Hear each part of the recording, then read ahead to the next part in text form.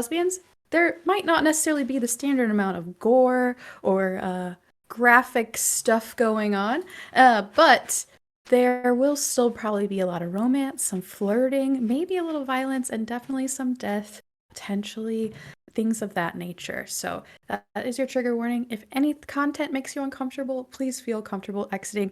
We, as a cast, have been using and will continue to use lines and veils, as well as the traffic light system in game. So, without further ado, let's bring in the full cast.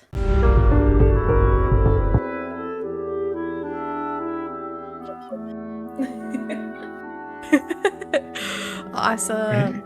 You're I'm here, I here. promise. What's up? Hello. um, let's go around the horn and introduce yourselves if you'd like. All right. Hello, I'm Adam. I go by Fondue Rage on other places on the internet. I am playing Bramble tonight in this one shot. I typically play Godfrey on the Utopia podcast. And I've got some other cool stuff cooking in the background that I'll maybe be able to announce at some point. Hi everyone, I'm Chris. I'm at Carpe Christie's on the socials. I am an AP streamer and a freelance writer, TTRPG writer for Paizo. I am playing Sonder tonight. Very excited to see what voice comes out for her because I did not plan that. And I'm really excited to be here. Hey, what's going on? I'm Liz, she, any pronouns. You might know me as the Mulan Rogue over on socials. Catch me tilting at windmills in most places. Tonight I am playing the fearsome Marauder Jones, they, them pronouns. And I'm typically Scylla on the Utopia podcast full time. Hey there. Hi, everybody. My name is Nala or Jay. I go by both names. I use they, them pronouns. I'm on the internet at Nala Woo and at Nala Draws everywhere else if you want to see my artwork. I am a full time freelance illustrator and art director working in TTRPGs. Tonight, I am playing Conch Baelnor, who is the Spooky Witch playbook.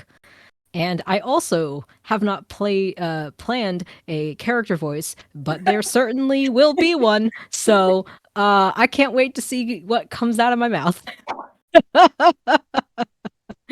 Thank you so much for having me. And I'm very excited. Now I'm going to throw it back to our GM, who is this way. Look at me go. Wow. Look at you Yeah, go. Wow. Gamer. Amazing. Tough gamer moves. That's the gamer voice, by the way, that I was telling That you was before stream. That was great. Thanks. I think you're right. I don't know if it matches the vibe, but not at all. Awesome. Well, without further ado, we will dive right in to the game. We find our party on a rainy winter's evening in the continent of Rickmonish, in the country of Abcanor, in the city of Florencia. We're zooming in, all arriving at the home of Silvia. You all have been cordially invited to a dinner, as well as her last performance. Silvia is a renowned bard throughout the lands, and you all have personal connections that provide an invite. Well, maybe everyone but one of you has personal connections that have provided you an invite. And as you all are ushered in, security guard checks your pockets, makes sure everything's above board. Folks take your coats, there's food and other folks in the room. There's plates of food, goblets of wine around, candles lit. The rain patters on the windows. Everyone is dressed to their finery, like the best thing you have in your closet. This is a big deal. And as you are all milled about, standing throughout the space, the first character we will pass to makes a late arrival, having lived here And as Sonder descends the stairs from the upstairs bedroom where they were getting ready, what does everyone see? You see a woman, early 30s, descend the stairs in a form-fitting red trumpet gown. It's got little ruffles on the straps, and she's wearing matching red gloves. She has dark blue hair with bangs, and she wears little tiny glasses. I couldn't find anyone smaller than these, but little glasses that just sit on the bridge of her nose. She looks like she's very nervous. And she is a little shaky as she descends, but she has a big smile on her face because, as nervous as she is, she's also very excited for this party. And she's very grateful to Silvia for allowing her to be here. Yeah, absolutely. You come down the stairs, which is a bit of an entry foyer. There's rooms to the left and the right where folks are milling about. And over to the left, in the corner of the room, holding a drink, you see someone you know, the fearsome Marauder Jones. What does Sonder see as she looks in your direction, Liz? Sonder's not exactly sure what time they got there. You didn't hear them come in. It was pretty quiet, but I think maybe you're used to that. And in one of the leather chairs, kind of tucked away to the side to make room for the party, the fearsome Marauder Jones, in these shiny brown leather trousers that sort of lead from the pointiest, most irrational boots you've seen for someone that you know spends most of their time on a ship. You know, one wrong knot and that is stuck. You are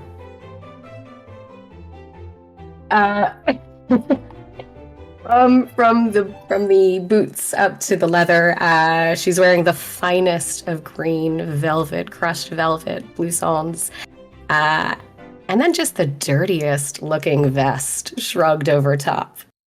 She's got a book in one hand, and she's got another sort of messed in the back of her faux hawk. Not trying hard at all. Yeah, darling? Have you never come down? What's got you all hot and bothered? I was one of Willow's, I think. And chucks it off to the side. Are you well? Yes. Much, much better than, I don't know, a long time. At least since we last saw each other. Oh, you look marvelous. Look at you. All that time being in the garden and not in a dusty old, I don't know, lair? Is that what they call it? Oh, you're positively blossoming out here. And how about you? This is quite the ensemble. Oh, just passing through. I thought, I'd try out the new digs, see what's going on. Willow asked me to bring some supplies through, so here I am. Very Do you like it? It's marvelous. It's truly marvelous. Did you try?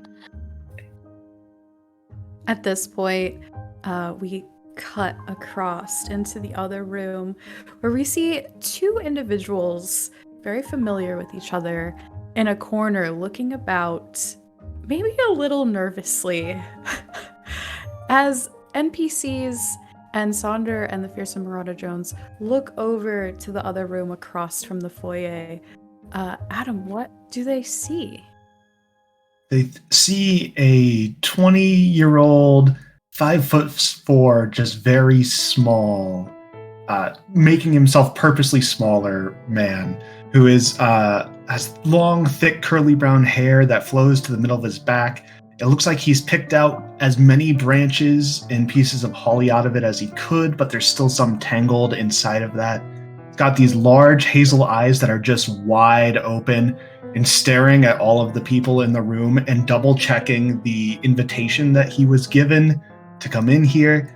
He has small pointed ears, prominent canine teeth. He was wearing once parachute burlap pants that have now been wetted and just are sticking to the sides of his legs uncomfortably.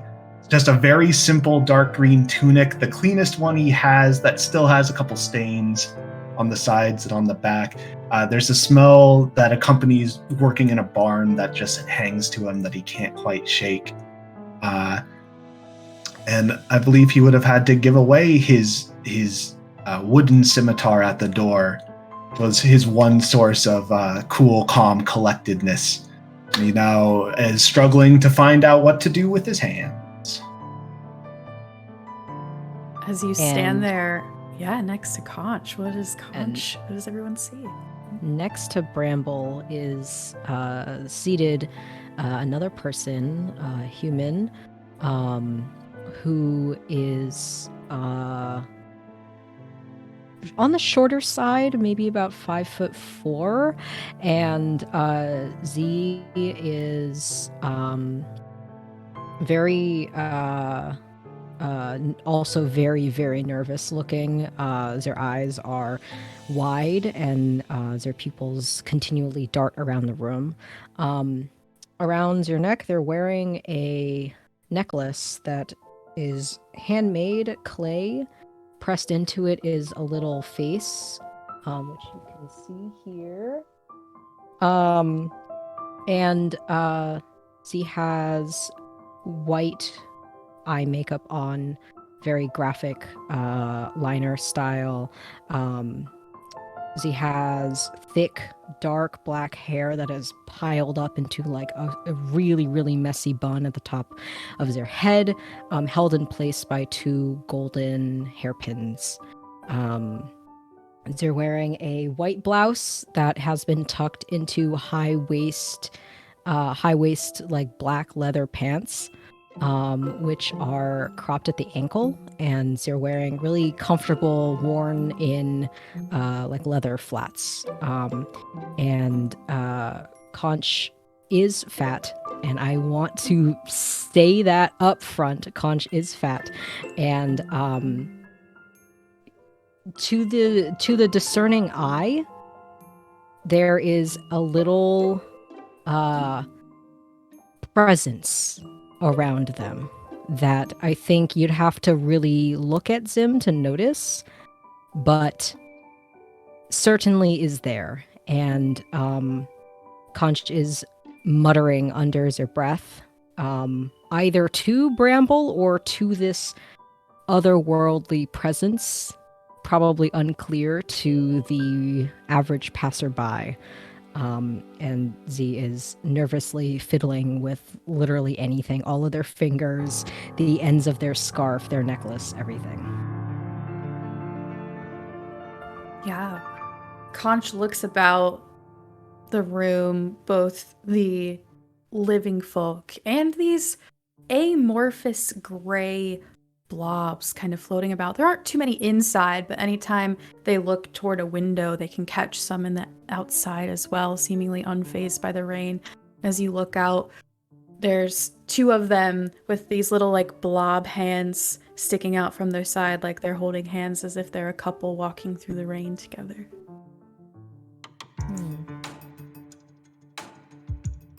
And Fearsome Marauder Jones and Sonder look over to see these two individuals whom you know standing in this corner looking the way that they do. Jones sort of elbows slightly, gently to Sonder. I can't believe they made it. Look, they're here. Oh, how darling. Conch! Hello! Bramble. And very quickly, Conch stands up, maybe too quickly. I think you hear one of their knees crack, and Conch winces slightly, and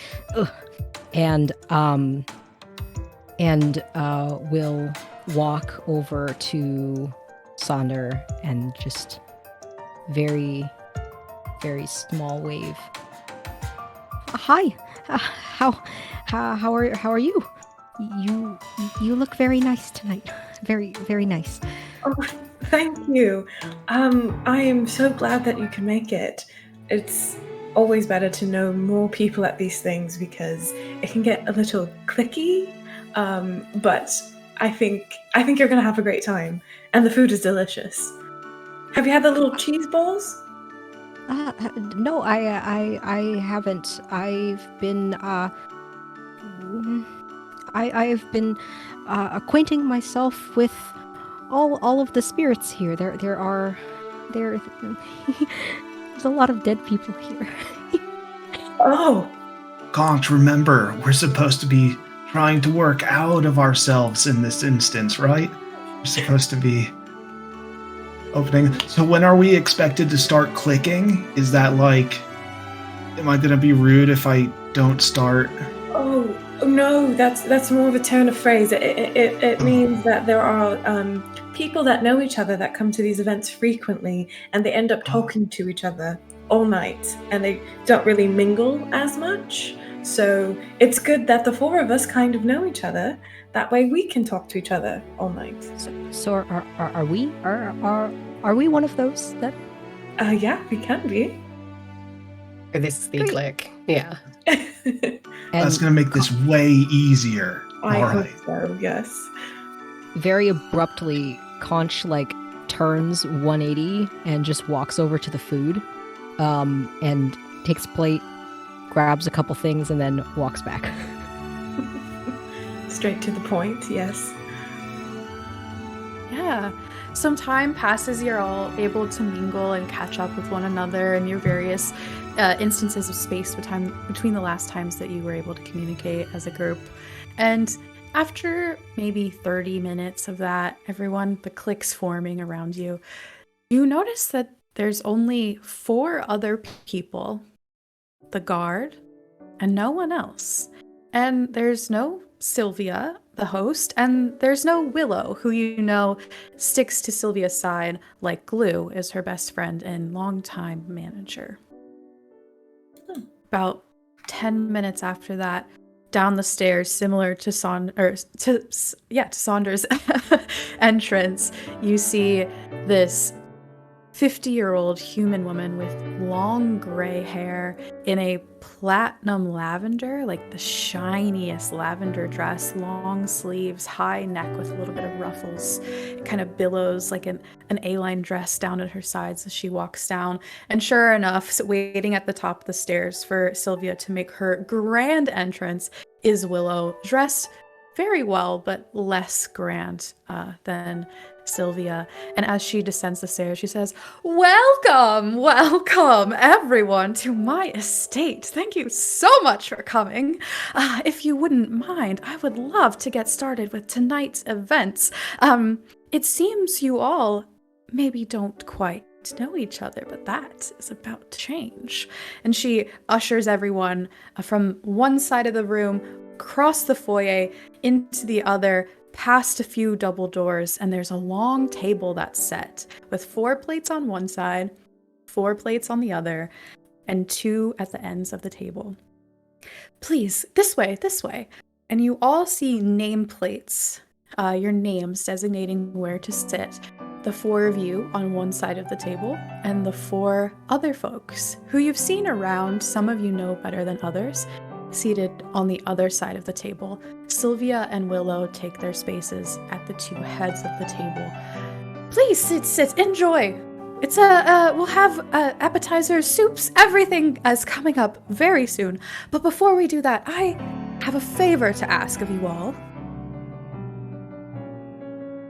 Well, it's not like we're going to deny our hosts. Everyone comes willingly. Yes. Yeah. Awesome. You all take your seats then, and Willow and Silvia sit down. The rest of the group sit down as well. And what's really interesting is Bramble. Directly across from you, you see Viernan Maring, a halfling who you know moderately well, is known in town as the day manager at the Pimpleton Brothers General Store. Next to them, in very fine dress, is a snake folk named Nalon, He is seated next to Ernst, who you all know very little about. And then next to them, across from Sonder, is Margaret Thinweber, a well-known knight throughout the city of Florencia. You've known Silvia to be a little bit of a trickster, a very good planner, and it seems like there's an intention to the invitations, there's an intention to the seating chart as you all sit down for dinner. I just kind of nod my head at Margaret and give a little wave, a knowing smile. Great. She looks back at you. Doing better than the last time I saw you, I see. Yes, I am. And we'll talk later, but I do apologize for the way that we met. I hope it's not the way that we carry on. She picks up a goblet and takes a sip of wine. Gives you a nod, but doesn't say anything more. Doesn't say, I accept, or anything of that nature. She's wearing a tuxedo, like a sharp black suit, the black tie. She has a coif of red curls kind of propped up at the top of her head. Some falling down, and her green eyes just kind of glare curiously in your direction as she takes a sip of that wine.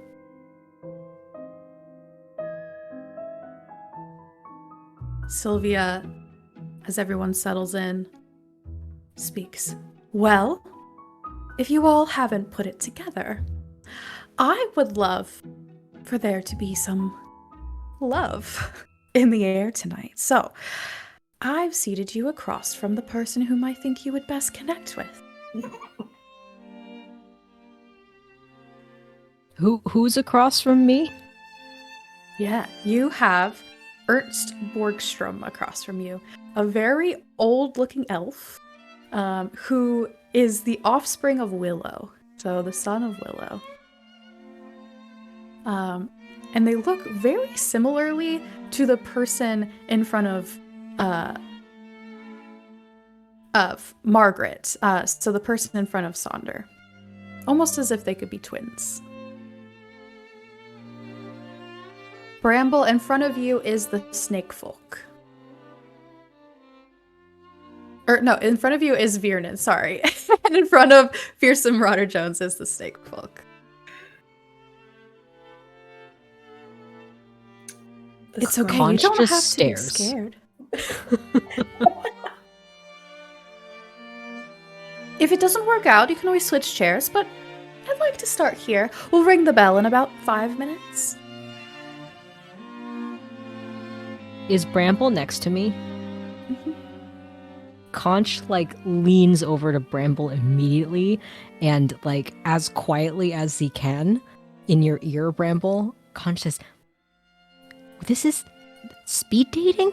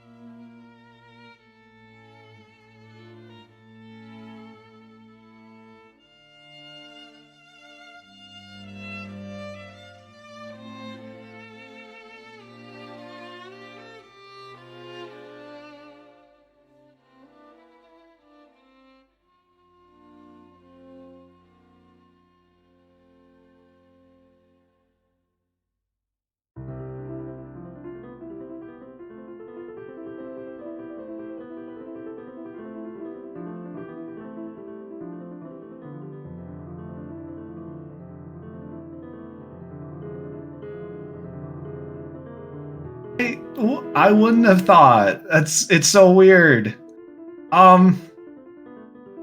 you But think it's you cool, could, right? uh, We can test it out. Bramble stops for a moment and just gives one of those looks. over at Zonder? Oh no!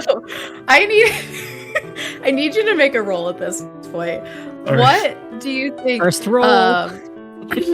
Is this like emotion or wit? Are you trying to hide an emotion or like use your knowledge to look over at Conch? Which one do you think here? I think he's being very bad at it, whatever he's Okay. doing. It's very much not like it's more of a look of I don't know how to navigate this situation. This isn't Yeah. working. I'll let you roll heart or wit. All right.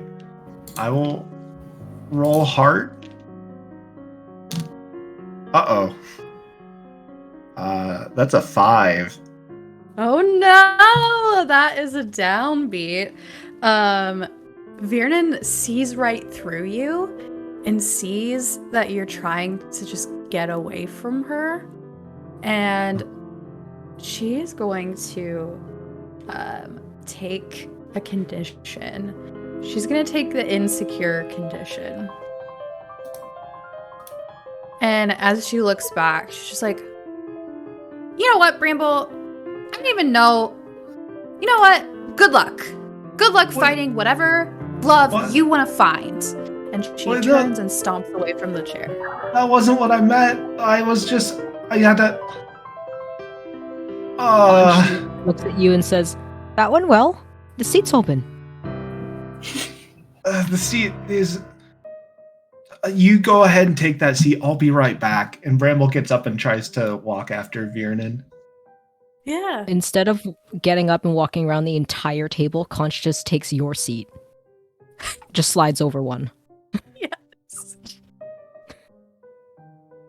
Awesome. Who am I now sitting next to? Because it's empty on one side, and who's on my other side? Yeah, it was Bramble, you, Fearsome Marauder Jones, and then Sonder. So now you just have an empty chair and Silvia over to your left at the head of the table. Gotcha. So I'm on the end now. Okay. And I just, Yeah. I wave at Silvia, and I have like this almost like practiced, kind of very forced smile. So it's kind of like, Well, hello. I'm not sure that I have ever met you before. Did you get an invitation? I was invited by my friend Bramble, who just got up and left. My name is Conch. It's very nice to meet you, Conch. And what how are you enjoying the party so far?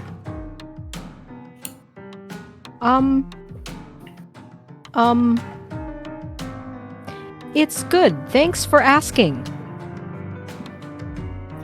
Fantastic. Well, enjoy. What about you? I'm not sure what. It's great. I love a good meal. I love hosting guests, having a party. I'm going to sing later. It should be the last performance of me you ever see. She seems rather proud about that. Cool. And Conch just like waves off into the distance at like some spiritual energy that just like is floating around there. But it looks like they're waving to nobody. Yeah. The little amorphous blob waves back.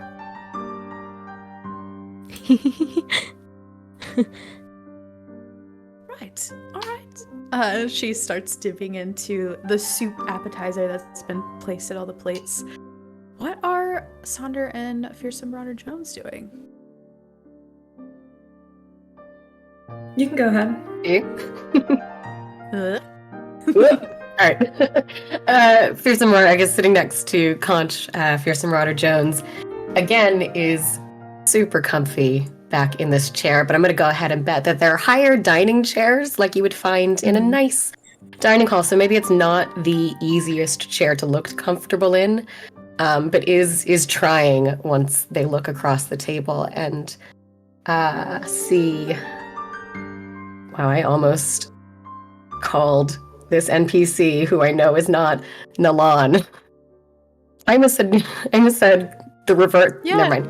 Yeah. But I want to. It's fine. I can't like say his name on stream if he doesn't like want to be on stream.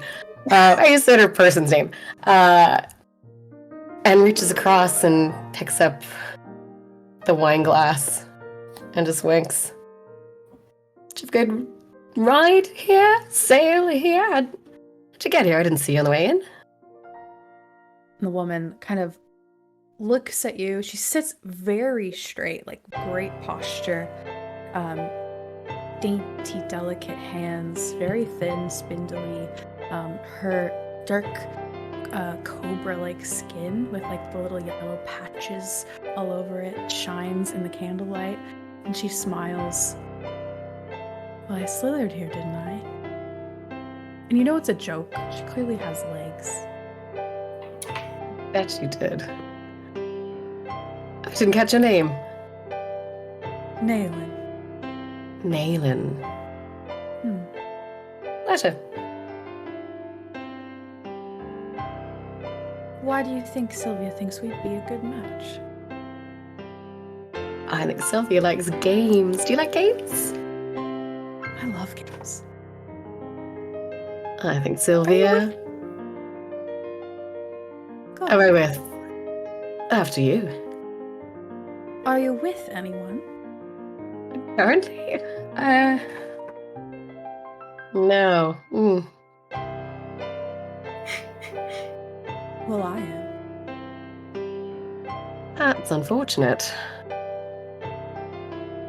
And she looks over at the half-elf sitting next to her. They come as a package deal.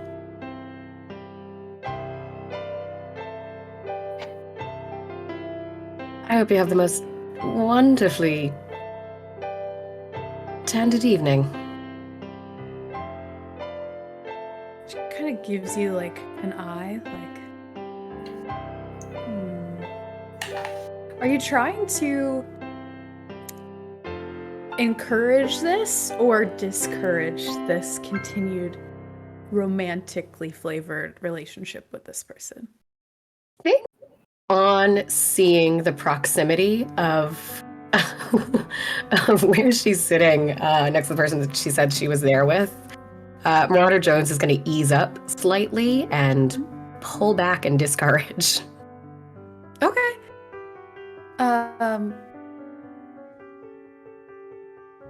Naylin is going to lean in closer. You don't have to be scared. All the fears in Marauder Jones doesn't scare. Looked a little scared to me. Oh, you've never seen Consideration? That's a shame. She sits back, takes a drink of her soup. Keeps eyeing you. Her partner is sitting across from an empty chair now, is pleasantly listening to this conversation, just taking in their meal. If their partner seems interested and is comfortably listening to this situation, I think maybe the Marauder, I think that slightly changes things, and the Marauder Jones is going to lean across to the next chair and sort of stretch both seats. Yeah. Give me a wits roll. That's 6. Great. That's a downbeat. Mixed beat. Downbeat. They kind of giggle. They look at each other and they kind of giggle. And they're going to take a string on you, both of them. As they found something that makes you maybe a little uncomfortable. You also get the sense from watching the way that they move about each other's space that this is a very loving and ethically consensual polyamorous partnership.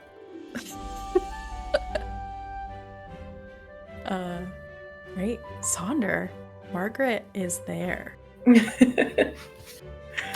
I think upon learning that this is an intentional pairing, Sonder becomes a little more reserved, but she has this nervous excitement about her as well, because she does really admire Margaret as one of the few people that has bested her in a physical fight. So there's soup in front, but she's not really eating. She's just kind of like nursing her goblet, and is looking unabashedly at Margaret, just kind of waiting for an invitation. Yeah, it takes a few minutes. There's like eyeing you, like, is this safe? What's happening? And finally, so you got out? Yeah, I got out, but it would not have been without Silvia's help. I mean, she really has a way with words, and it's very persuasive. She saw, I guess, the goodness that was left in me, that little shred, and she pulled it out. And she's been nursing that, I guess you could say, giving me free reign of her home and garden area and providing me with everything that I needed. Anyway, I'm rambling. But it's really good to see you. I haven't stopped thinking about you. Yeah. Roll to entice. Hey. Oh, is that hard? Yes. Okay.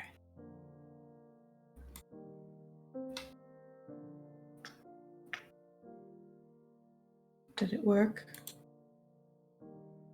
I don't see it. Oh, it's asking me to. I don't have a modifier. There we go. 8. Okay, Mixby, you feel you watch as this like very stern face across from you, and this person that has taken you on in combat and had this fierce emotional moment with you, move from distrust to opening a little bit to what you're saying. Move from, I absolutely do not believe this, how can this be true, to maybe? What's been your favorite part of living with Silvia? The stories. She shares so much of her life, and she encourages me to share mine. And as you know, I've done some pretty vile things, things that I would never expect you to forgive me for, but that's all right. But when I tell her these stories, it's really cathartic to be met with non-judgmental questions, and I really do feel like she is invested in my health overall. So that's been nice.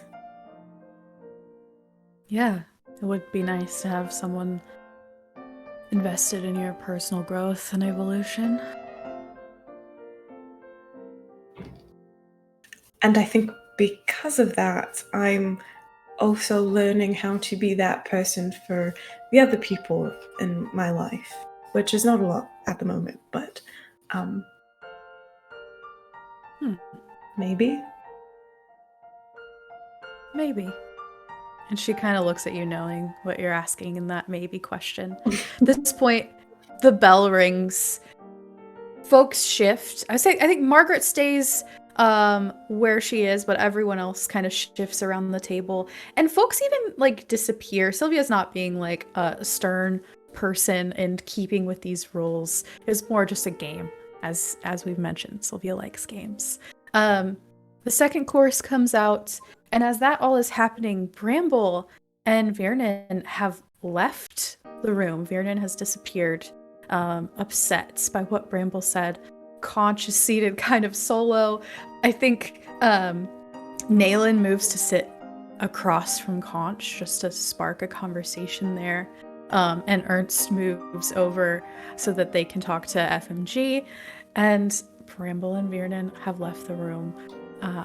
Bramble, what are you saying to Viernan as she just disappears around the corner and seems upset? Viernan, wait. Look, it was totally just a misunderstanding. Look, I promise if I could just explain myself, it would just make more sense.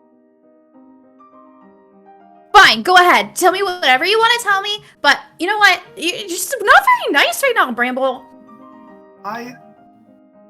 Is Viernan still moving? Like, are we still moving, trying to talk? She's kind of like whipped her dress around to turn and look at you in that other room across from the foyer. I didn't mean to be mean. It's, Conch and I,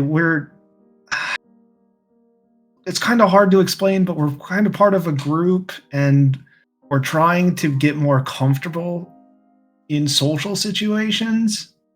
And like, I was really over. Circus. What? I thought you were a part of the circus. You have another.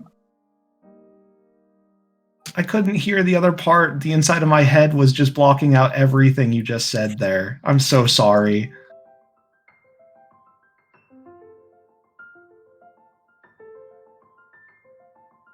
I mean, like, how can you be part of more than one group? How do you have time if you're working and you're running a business and you're running the thing a part of the circus? And I need you to defy disaster in this moment as this very not strong NPC starts to just crumble in front of you, leaving this party.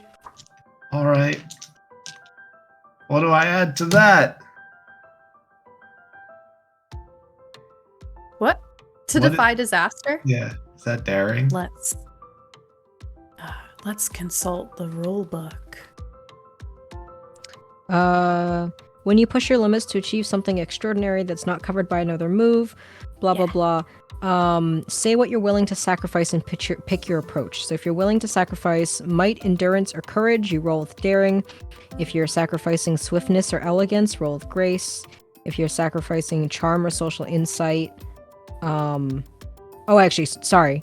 You say what you're willing to sacrifice, and then you pick your approach for what you're going to use. So you're either using might, endurance, and courage, that's daring. Swiftness or elegance is grace. Charm or social insight is heart. Cleverness or knowledge is wit. Or willpower and metaphysical skill is spirit. So you can choose what you want to roll with. All right, I'm willing. So is this also the thing I'm willing to sacrifice? Mm-hmm. No, sorry. I misspoke.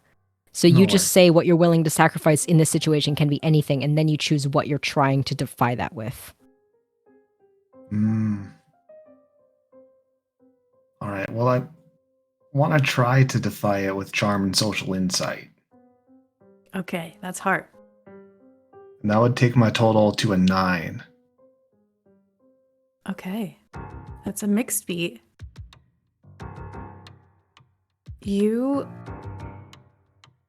I'm willing to give up a secret to do so. Viernan sits down in one of the floofy couches that are here with like the strong wooden arms. And you see her dark brown hair like fall in front of her face and her warm peachy skin just as these tears start to fall. She just looks up at you. What? Look, this is different than the circus because I'm able to just talk to the animals there. And they don't have all these weird rules about what's kind and what's unkind. They just like are genuinely excited or they're unhappy and they just kind of tell you what they want. There's no like secrets to it. Bramble will just plop down next to her on the couch. I didn't mean to upset you in there. Animals. What was that? I didn't know you could talk to the animals. Yeah, I try not to tell people. People have told me that it comes across as kind of weird, or I've been told you're just making that excuse so you won't talk to me, and then it gets kind of weird to explain, but you know. I really the whole reason I was doing that was just trying to make Conch a little more comfortable, you know? They didn't Hey, know that there was going to be a dating aspect to this thing, so I thought if we just were across from each other, then the two of us could kind of support each other in that way.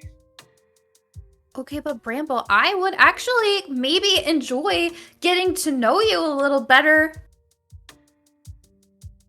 And I And there's didn't a little bit of realize. black liner rolling down the cheeks of her round face as she looks at you, and her hair pulls her hair back behind her ears.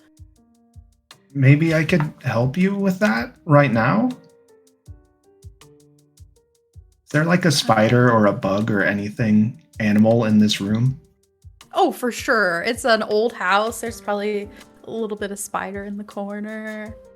Bramble will hold out his hand and be like, "Do you trust me?" Yeah.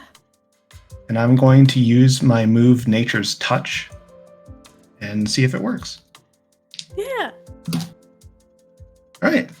That's a 10. Heck yeah. Means I get to choose 2. Yeah. So, Viernan now gains the ability to speak with plants and animals for the rest of the scene. And Viernan may now give me a string to clear a condition on them. You may clear the insecure condition if you'd like. Okay. As Take they that string. begin to ask all of these questions of spiders about how they build the architecture for their webs and why they make them the shapes that they do and why they put them where they do and how they create their webs, because it's really weird that it comes out of their butt and oh my god. And you all have this beautiful moment on the couch. Sonder, pretty quickly after the shift in the chairs, Margaret, you're having a good conversation. You're feeling like there's growth there in the relationship. And she says that she needs to get up and use the restroom. She'll be right back. And she slides her chair out and she heads out of the room. How much attention do you pay to her leaving? Like, are you gonna turn in your chair to watch where she goes? Yes. To see if she's actually going to the bathroom and see if I get a sense if she wants me to follow her. Yeah. Give me a wits roll. Sorry, I don't know why I accidentally keep muting Thirsty myself. sword. Lesbians. Thirsty sword. Lesbians. I just forgot I was playing. I'm so invested in this. Oh, a 9. Great. You're can't be 100% sure that she wants you to follow. It's the mixed bag, right? It could go either way. But what you do notice is that she kind of looks back at the room. She doesn't catch your eye. She doesn't notice you turned in your chair looking. And then makes a sharp turn up the stairs rather than around the stairs back on the first floor to the bathroom.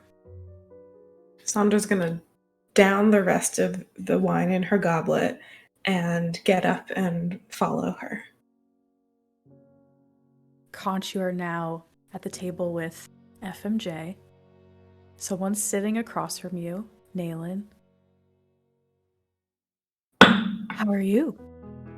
Yeah, Haven't Conch seen you before. watches like one of the only other people that Z knows get up and leave, and I think Silvia next to me and whoever's across from me can hear Conch audibly under their breath just say, "Shit."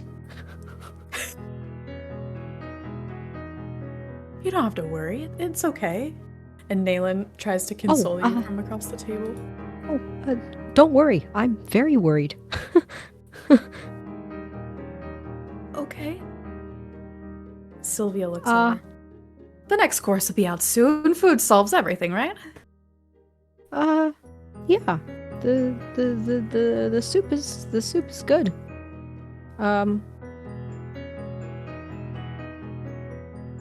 What's your name? I'm Naylin. Nayland. That's beautiful. Thank Where are you from? I was raised here in Florencia. Professor at the College of the Arts. Oh, you teach art? Art? What kind? I teach summoning. It's the magical arts. Oh. Summoning what? Spirits, fiends, beasts, angels, ooze, whatever you want. I see a lot of spirits Oh, you do? everywhere Huh. in this very room. Really? Yeah. There's one that follows me too. Oh. I think it might have wandered off. There's so many here. Is that okay? Yeah. It's normal Okay. for me. I see so many. Everywhere. All right. Sometimes I feel like they're the only things that I understand. They talk to me sometimes. What about you? I don't see spirits. Can you talk to them? When you I don't- summon them? Oh, yeah. Absolutely. Tell them what to do, who to attack.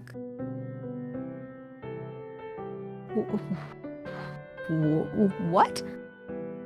Yeah, you summon a spirit, they're bound to you, they have to do your will while they're there, and then send them off to do the dirty work you don't want to do.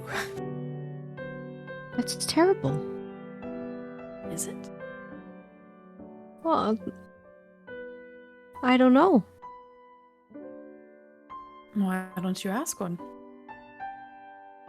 They kind of just do their own thing. They've died and just float around and talk to me. Sometimes. It seems rather useful if you were able to gather that in some way.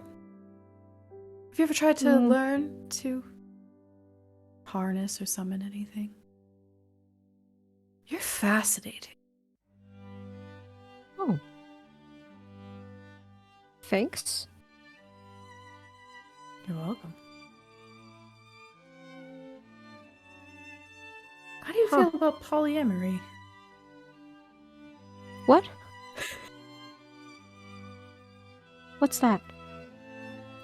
It's where you are in a relationship with multiple people at one time. I do have a nesting partner, and she looks over and pats him on the arm.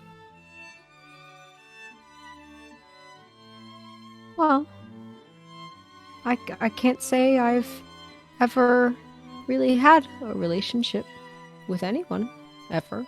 No! No. The only relationships I have with people are people who think I can tell the future, which I can't. I tell people that all the time. I can't tell the future. I only talk to dead people. That's all. I do. That's it. But people, I think, are scared by death. I find it, as you say, fascinating. Sylvia sitting next to you both. This is a rather unparty-like conversation, if I do say so myself. And she rings the bell again. This time it's dessert. We've reached the final course of dinner. I'll be back later. I gotta go get ready for my performance. I'll see you all in the stage room. She knows at the back of the house. If you don't know, then my guard will lead the way. Willow, let's go. And she heads up the stairs. Break a leg, Conch says with air quotes, doing air quotes with their fingers. I love that. Thank you. At this point, Bramble and Viernan come back in from the foyer, having had their spider-speaking moment.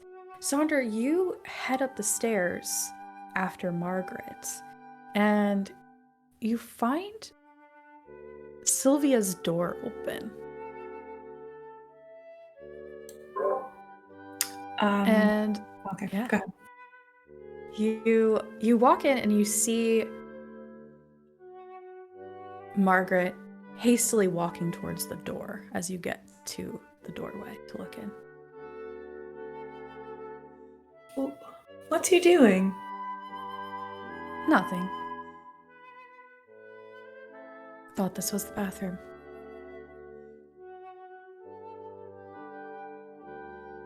Do I know this is a lie? I don't know. Give me a wits roll. Alright, little wits roll.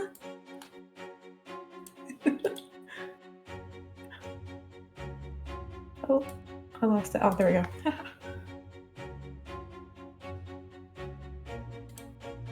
Oh, Oh. I don't know. I don't know anything. With a 5, a downbeat,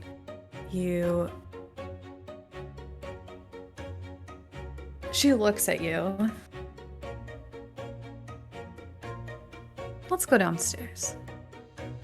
Yes. So you could show me your room. Oh. Well, Silvia is about to perform. It's her last ever. I wouldn't want to miss it.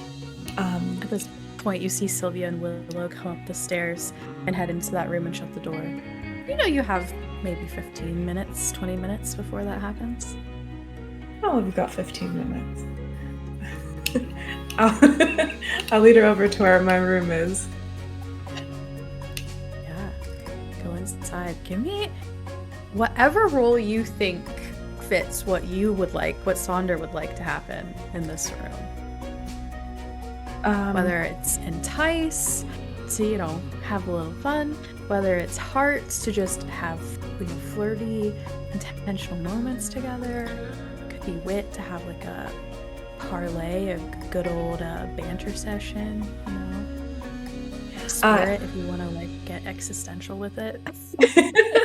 Well, maybe you tell me, because I think what's important to Sonder to know first before anything else happens is that there is a little bit of trust and forgiveness, because that's the kick that she's on. It's not just meaningless flirtation. She wants to feel redeemed in a way. Absolutely. I'd say that's art all the way. Okay. I thought so. Oh my god. That's another 5. Another downbeat. Get good, gamer. Is that 3, 5 or below? Is that what? Just 2. Just 2.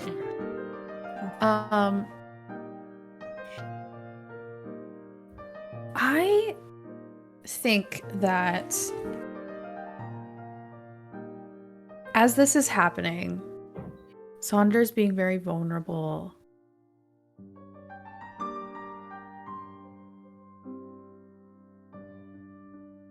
And Margaret is just says something that hits really hard for Sonder. What would be one thing that Margaret would know about Sonder's past that she could bring up that would just right into the heart?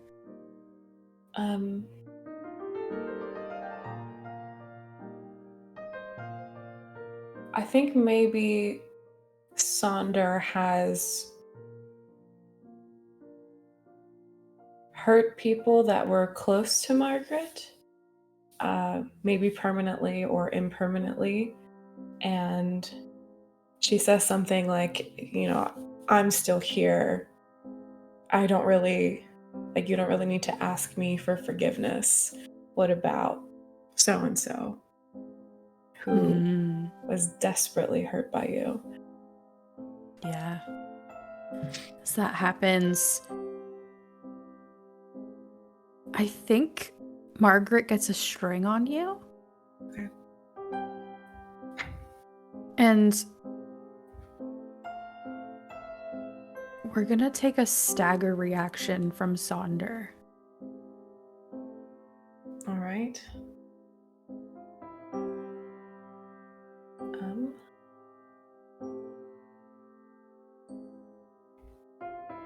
Sorry, I'm just reading the rules here for that. Yeah.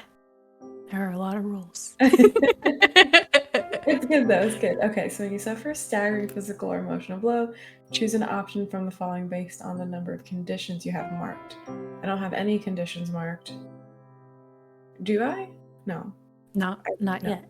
Okay. I lash out, I hesitate or stumble, and I grin and bear the blow. Mark 2 conditions. I think I'll do that last one because she's not going to react negatively. Okay. Yeah, and I have to mark 2 conditions. Yeah.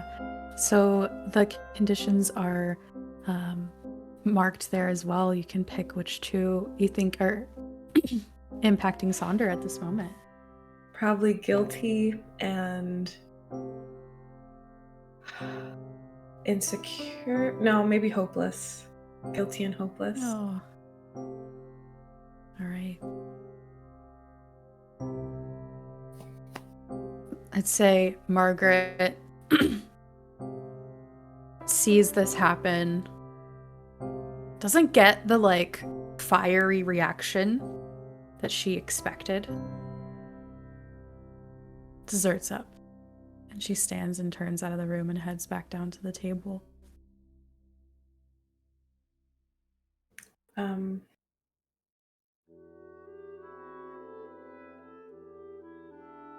There's a stash in Saunders' room of stuff that she nicked off the top in her dealings with the fierce marauder Jones.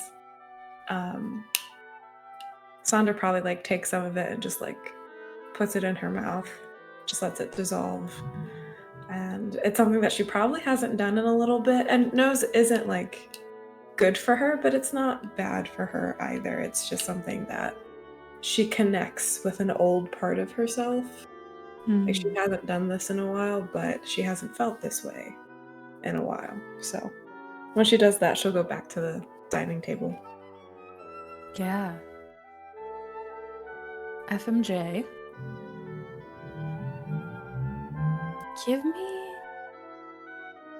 a wits roll as your dear friend comes back to the table. I think 10. Conch, you could as well. A 10? Yeah. What Conch am I wants rolling to give a wits roll to as Sonder comes back to the table. for? 4. Okay. Conch is in this conversation with Naylin about summoning and spirits, and they're connecting. And Fearsome Marauder Jones, your friend comes down and you can tell something is different, but as she gets closer, you can tell exactly what just skimming off the top, putting it in her mouth and dissolving has happened. Jones is sitting at the table, embroiled in a conversation with Ernst. It's just that you seem to enjoy each other so much. I mean, that shit. Oh, hang on, fuck off. And she stands up. They stand up. And goes straight over to Sonder and goes, hang on.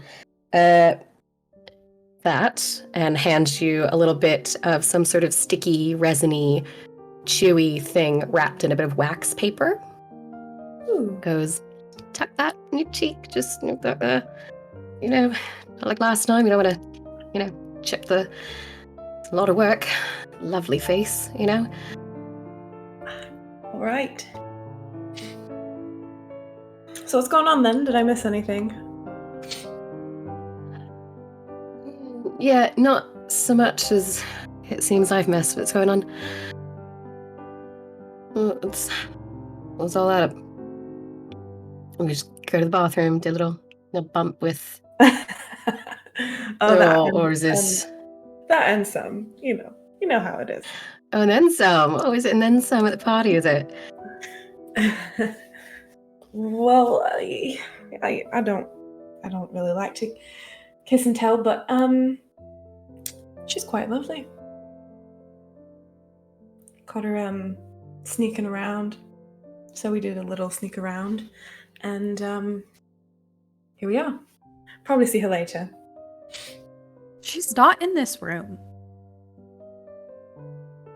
Everyone else is here except for Silvia, Willow, and Margaret. And you see the guard kind of like he has an earpiece venture somewhere. And then Ernst looks at Naylan and they disappear as well. Dessert is finished. Viernan heads out. It's just the four of you left in this room before the performance of Silvia. I'm so sorry, Conch. I made things better with Viernan. I'm sorry I wasn't able to get back in here soon enough. You left me alone. I was trying to sit across from you at the table. I was doing everything in my power. I sat across from someone who summons spirits and orders them around. Oh. Is that bad or is that like good? Yeah. Bad. Oh, bad conversation. I'm so sorry. I don't know how it went. Well, how do you feel like right now? They asked me if I was interested in polyamory. All right. Like, how is that making you, like, how are you feeling right now in this moment? Like, are you like, oh no, I've got to get out of here? Are you like, this is kind of weird, but I'm okay? There's a lot of spirits here, Bramble. Conch. Bramble looks over to Fearsome Marauder Jones in the shrug that's like, does drugs help this kind of shrug? And then back to Conch. It's like, Conch, you still haven't really answered my question, so I'm trying to be a good friend. What was your question? I'm asking you how you're feeling right now. You know, like they said in the support group, right? Like really check in with yourself in situations.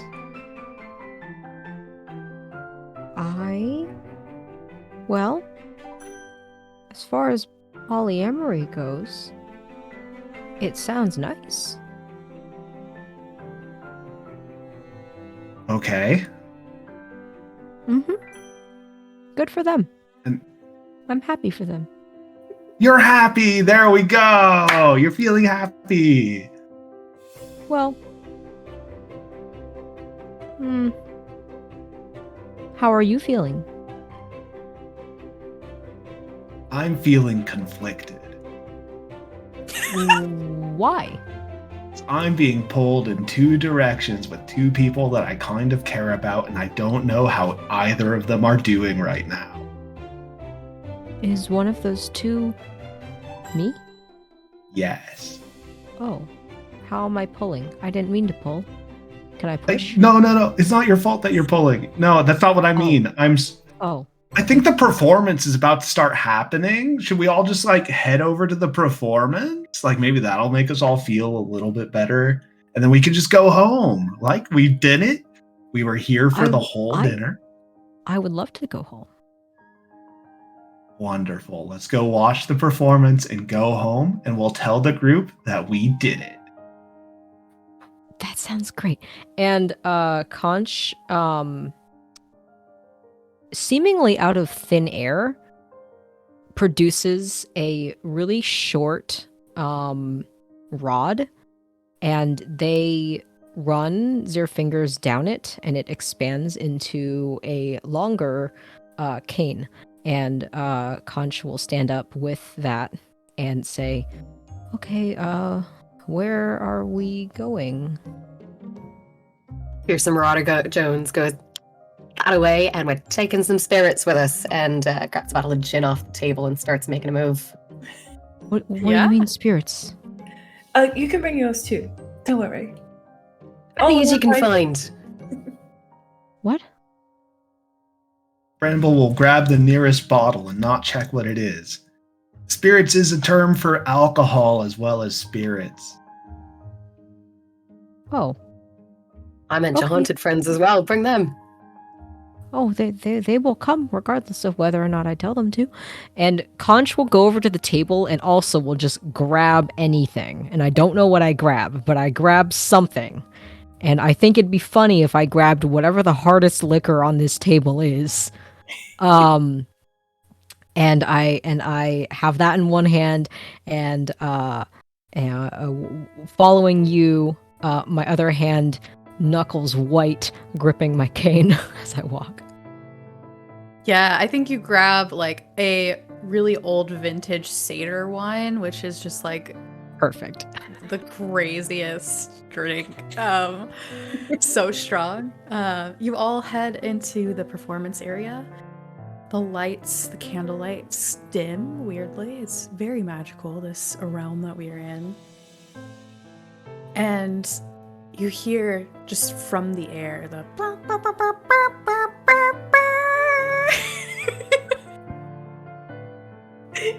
and all 8 of you just go, yay! As much of a crowd as there can be, just like clapping.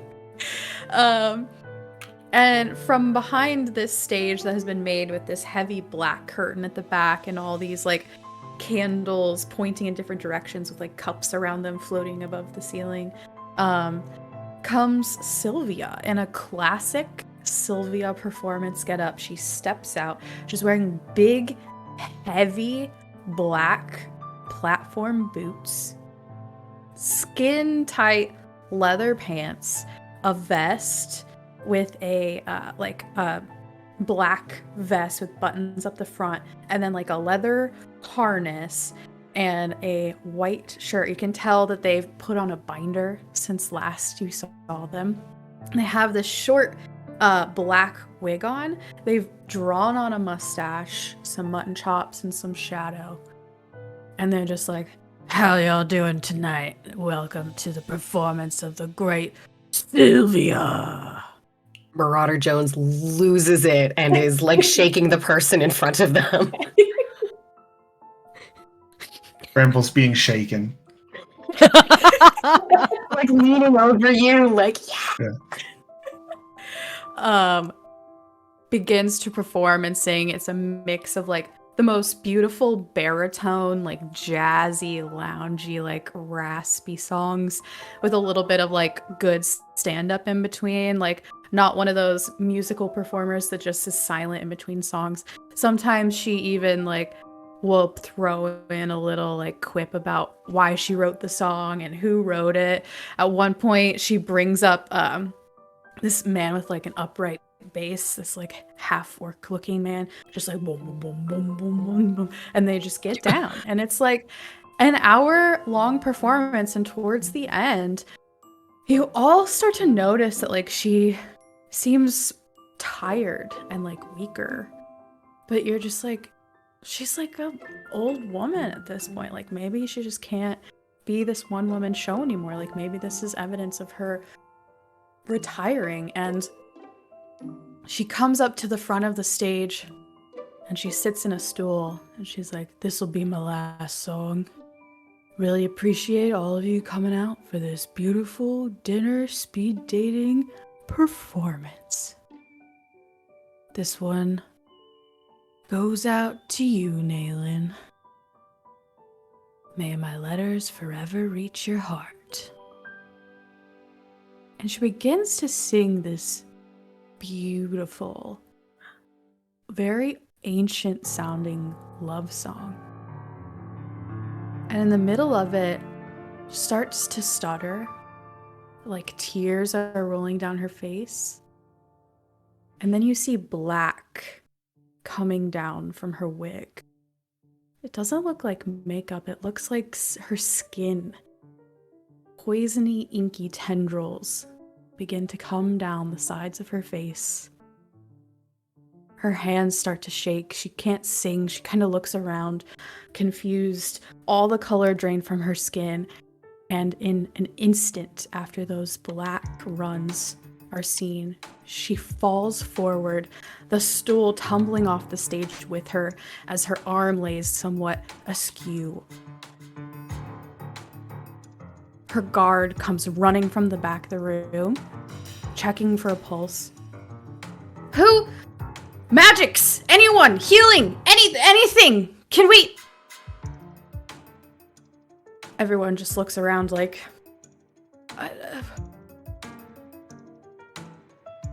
It's gotta be no part of it. No, she's gonna get him to tell the thing about Fossey in a minute. We'll just watch. Willow, Go on, Silvia. Tell the thing about Fossey. Mouth open. Naylan had got up to leave and turns around from the back of the room. The guard looks up. She doesn't have a pulse. No.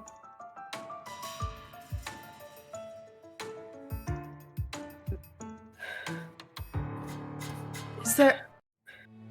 No... A doc... None of you? Ryder Willow, Jones. a potion! Willow just looks like...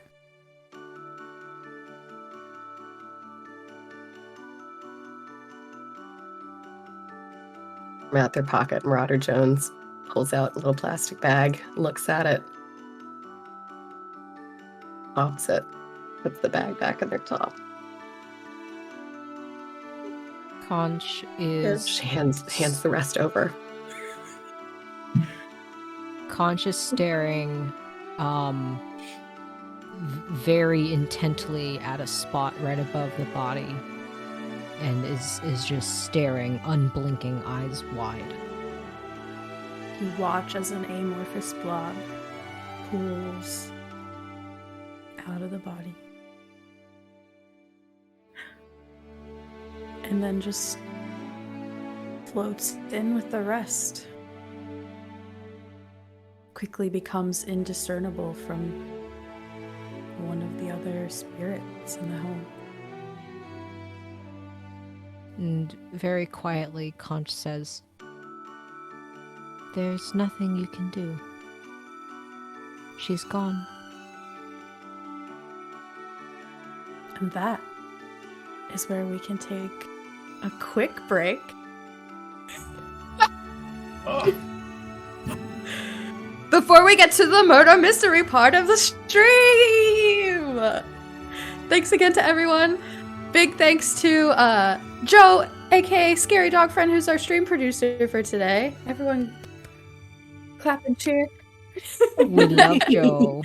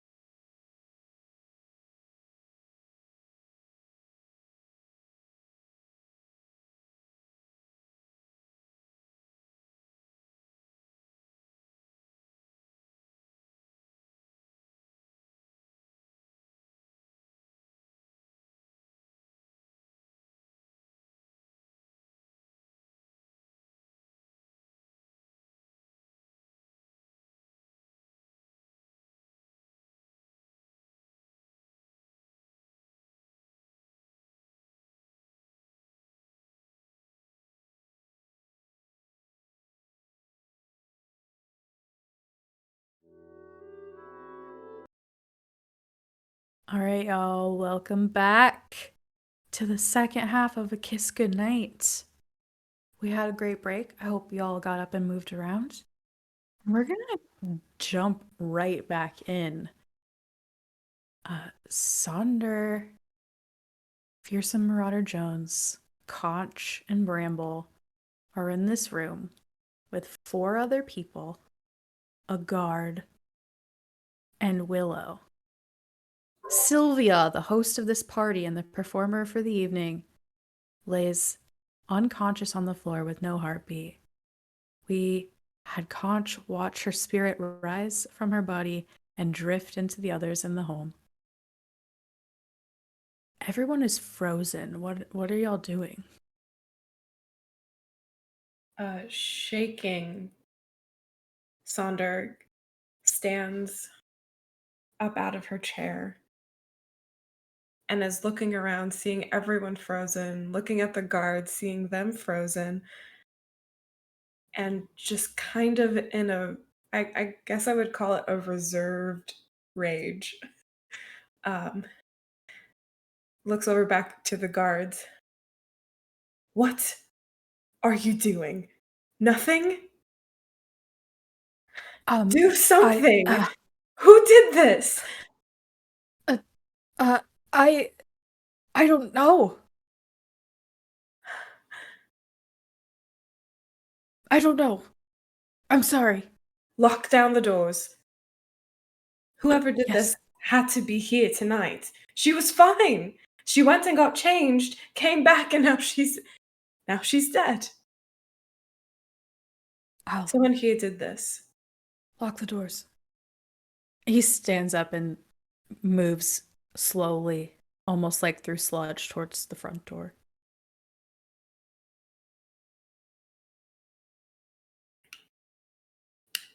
Marauder Jones is on seeing the guards go to lock the doors, going towards, I guess, like a back exit, and drawing a secret little dagger that they've had stashed on their hip, and just sort of stands kind of looking around at the rest of the partygoers in the room and is blocking effectively an exit.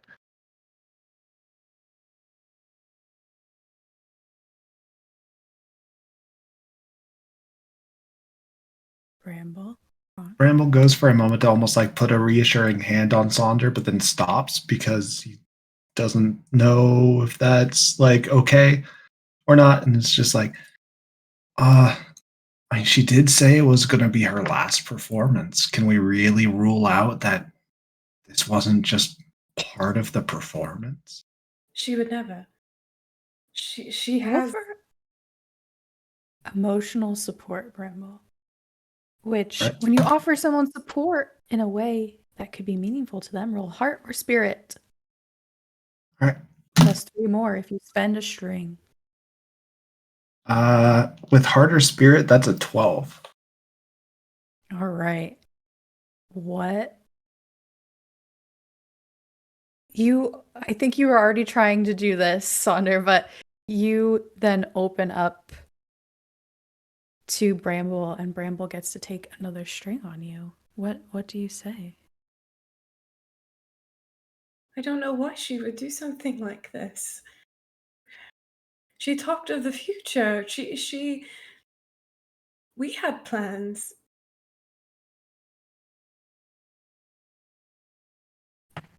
No, someone here had to have done this to her. She wouldn't. Right? Anyone else that knows her? Am I crazy for this? No, you're not. I didn't know that part of it. So let's do some looking then. Let's figure this out. All right. And Bramble turns and has no idea what to do and just stands there, hands on hips, looking at the scene. Nayland stops. They're back behind the chairs that were in front of the stage where everyone was watching the performance after they were called out. They stood up to leave the room.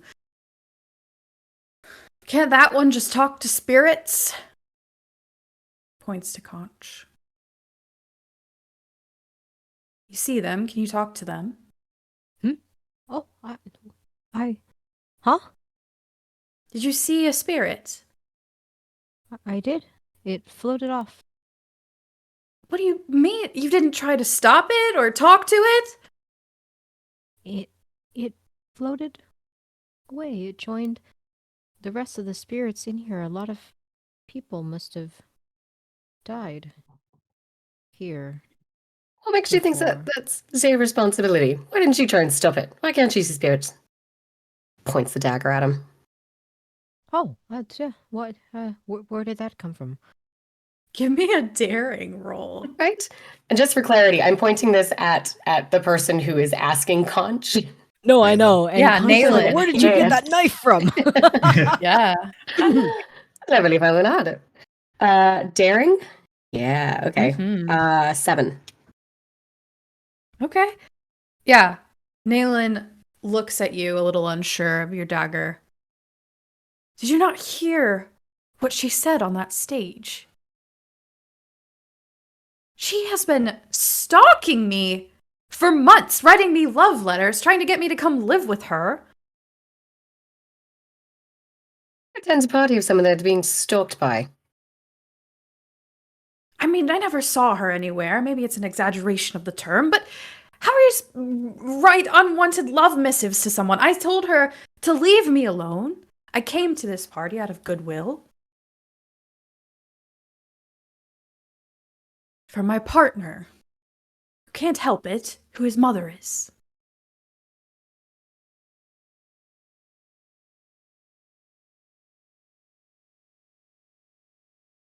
And they look at Ernst.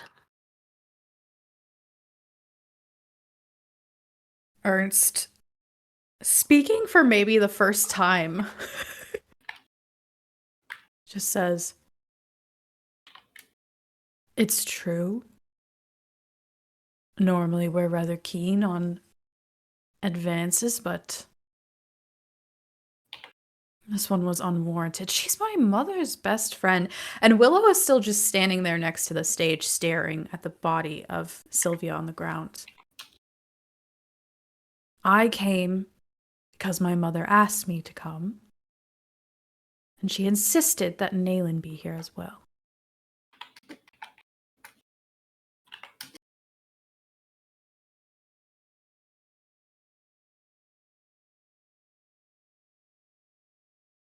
All right. And you're the one who is able to like conjure and bind spirits, right? I can summon spirits from another plane. I've never tried to specifically summon one person in particular, Nayland said, and her like snake cobra flaps are kind of like moving in and out, and she looks kind of intimidating. All right. Yeah, sorry. I didn't mean to that's fine. That wasn't I was just I'm going to go talk to Willow.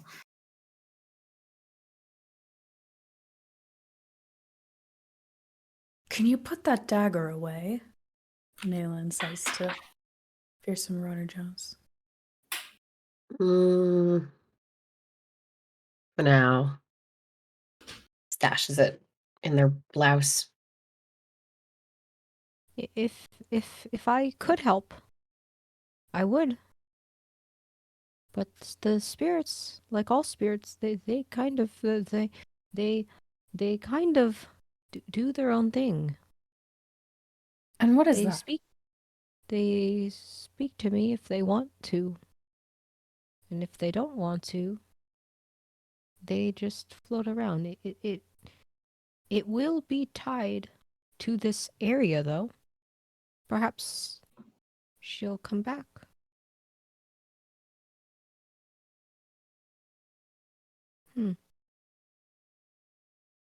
Could you do something to bring her back?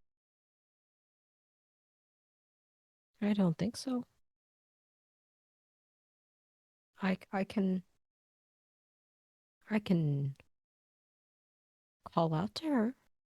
Maybe. Would that help? Maybe. I don't know. I don't really know how that. Sure. And Conch will just like sit forward in their chair and closes their eyes, places their cane just like sideways flat across their lap and just holds on to it. And will mentally probe out with their mind, just calling for Silvia. And what Conch is thinking mentally is, "Hi, Silvia. You don't know me very well. I wasn't even invited to your party. I am what they call a +1. But the other people here are really sad that you died. And they're looking to me for answers. And I want to give them answers. Are you there?" Yeah. Do you have a special skill that would be applicable here? When you perform a ritual to commune with the unseen, I can give a dangerous unseen a string on me, and I can roll with spirit. All right. Do you want to offer the spirit of Silvia a string on you? Yeah. All right. Give me that Cool.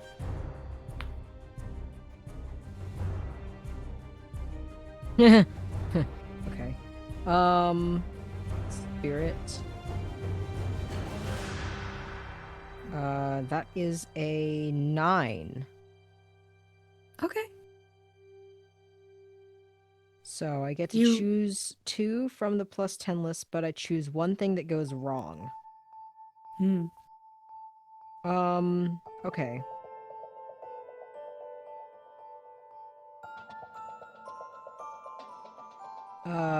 I think the funniest thing to go wrong is that some other spirit judges me and gives me a condition. Because I feel incredibly judged by just another spirit that shows up. So I think I will take insecure. Mhm. I like to imagine they do the spirit's equivalent of pointing and laughing. Because that would make me feel incredibly insecure.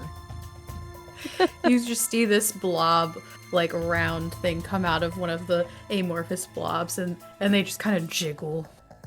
Yeah, and I know what that means, and it feels bad, man. It feels bad. But then I get to choose 2, so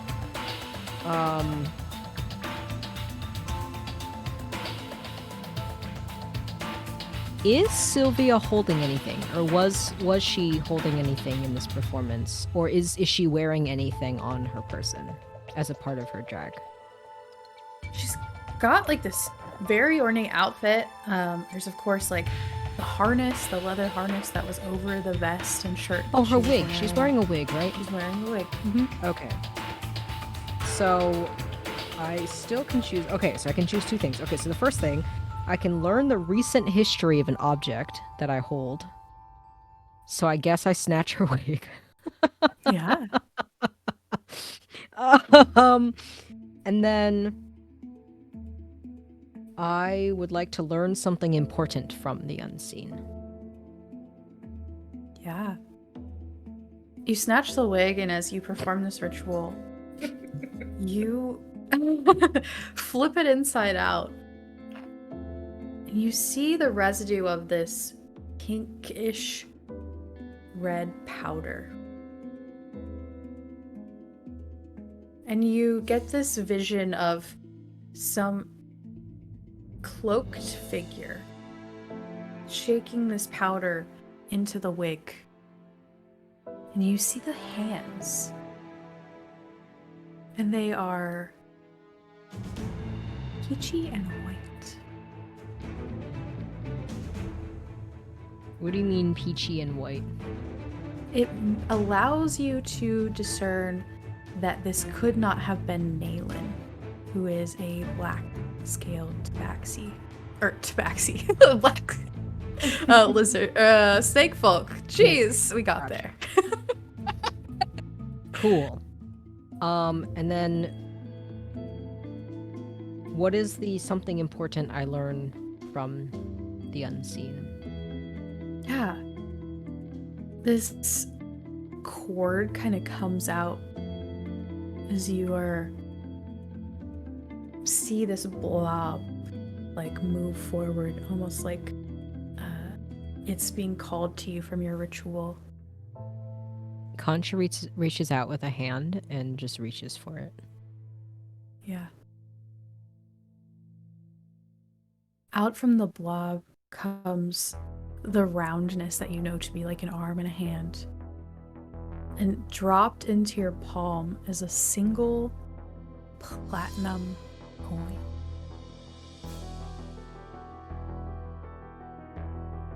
What's this?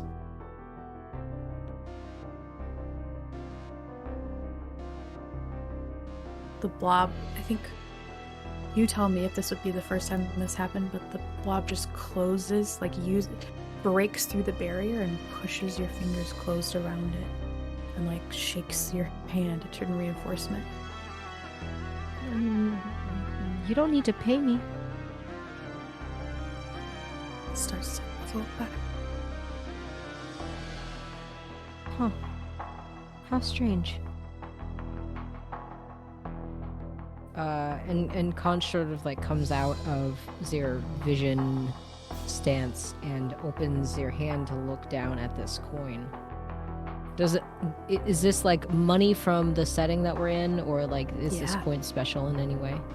It's the highest level of currency that is available in this. Oh, so that's like a lot of money. Mm-hmm. Yeah. Wow. Okay. Conch, just like, your eyes that have already been wide this whole time seem to widen even more as he looks at it. And Z shows it to everyone else in the room. She gave me this platinum. I don't know why she thought to pay me. Very strange. With that, Willow whips her head up. She gave you a platinum? And Conch like shows in their hand the coin. Yeah, this is gonna be a conflict-esque moment where she's going to try to take it from Zir's hand. If she can. So. We can roll for this in whatever way you would like Conch to try to stop this from happening. I actually don't think Conch would try to stop her. Okay. Just snatches it kind of angrily from your hand. And you all hear something mumbled under your breath. You get more in her death than I get in my living years with her. She stomps back to the stage. What? What was that about? Did we all hear that? Mm-hmm. I think mayhaps, Conch.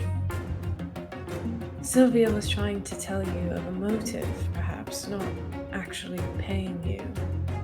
I think whoever killed her wanted money.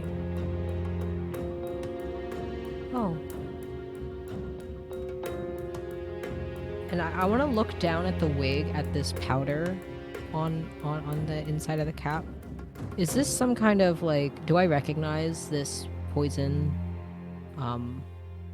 as anything that I would have ever encountered?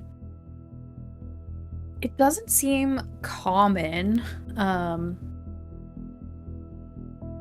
but I think Conch probably has seen it on the shelves at other types of stores around. It's a common good that is used for like cleaning in a home. Like anyone, it's possible that anyone would have this in their home. It's used for like cleaning stones, Like bleach mold and equivalent. mildew. Mm-hmm. Do I know that it would be fatal to someone? Yes. If used in this manner? In large Okay. doses. Mm-hmm.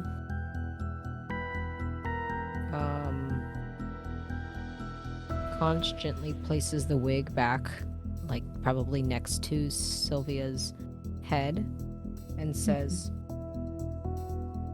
She was killed by poison placed in her wig.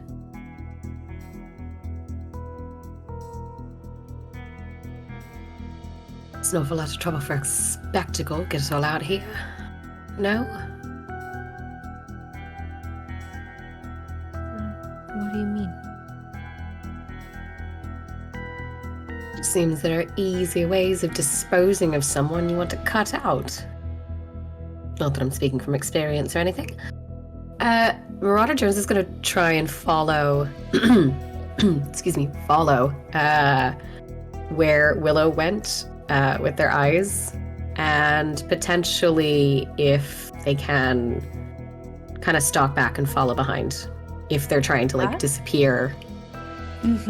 Yeah, you follow Willow through the kitchen at the back of the house, and there's a door that you see open, and she heads up, and as you look in the door, it's like the back staircase of the house. Less grand. She heads up those stairs and continues up to a third floor. I think before I get like to any kind of second floor, I hang back, I go back down and head back over to Saunders' side and give Saunder a heads up.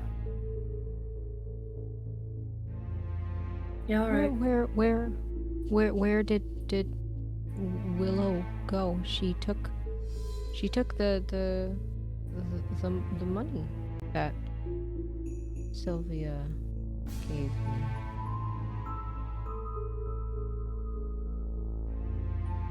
And up, and up, and up. Saunder, what's on the third floor? You would know that is where Willow lives. That's where Willow resides.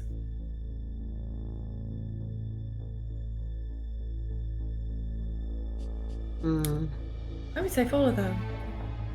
What if she's trying to dispose of something? Seems an odd time to want to be alone. I know everybody's grieving, but... The guard comes back in. I alerted the guard. They stationed someone at the back door, and they went to get... Inspector. Should be here in an hour or so. Florengris Winkleberry. Best of the best. It's not like anyone's getting in or out. Right. Up to the third floor I go. Conch, did you see anything else? Did she tell you anything? Show you something? No, no words.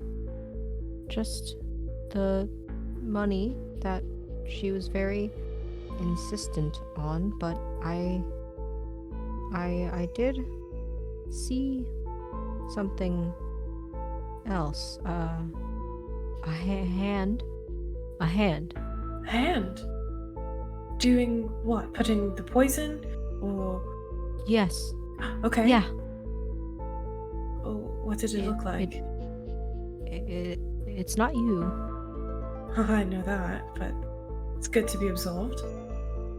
It's not you either. Conch says, looking at Naylan. Of course it's not.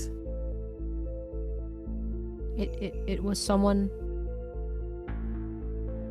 with white skin.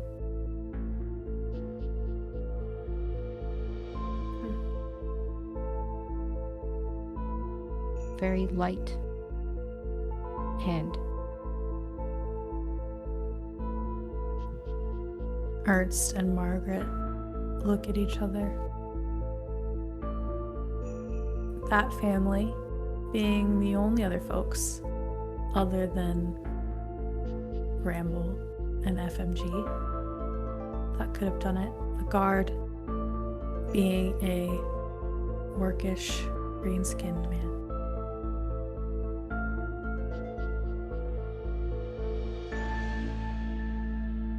if the person who poisoned her is here, then anyone who does not have light skin, it was not them. Margaret stands and finally says something. We're just supposed to believe you. We're just supposed to believe that you saw this. You, this person I've never met in my entire life. Well, now hold Friends on. with this person. And she gestures to Sonder. Oh, Conch has absolutely no reason to lie to you. The very fact that you've never met them before gives them no motive to lie. I thought we had something, Sonder. So did Oh, I. no. When we were dancing that evening. You were... We did something. We had something. I was doing my job. You betrayed me. How do I know you won't do it again? Sonder has nothing to do with this. I don't even know her that well. You don't have to believe me. A lot of people don't believe me, so I'm used to it, perhaps. But I don't lie. I don't see any reason to lie. It doesn't make sense to me. I'm sorry that she died. I know people get upset when people die. Regardless of what you have to say, Conch. No one here is absolved until there's evidence. Something I can hold in my hand. Something that Constable Inspector Flongris Wingleberry can hold in his hand. Well, I was holding something in my hand and it was taken from me. Perhaps you should go find that. Perhaps you're right. And if FMJ didn't head back immediately up the stairs after Sonder was like, perhaps you should go investigate that, Margaret will head up. So I'm following Margaret and Willow. Margaret looks very heads confused. around. Margaret heads around to the front and uses the front stairwell. And then up through a door on the second floor and up to the attic. Okay. I'm gonna follow the way that I saw Willow go.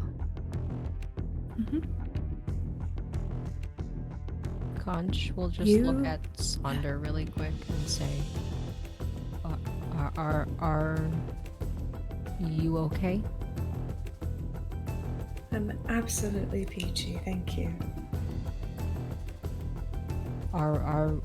Should we all go upstairs or just the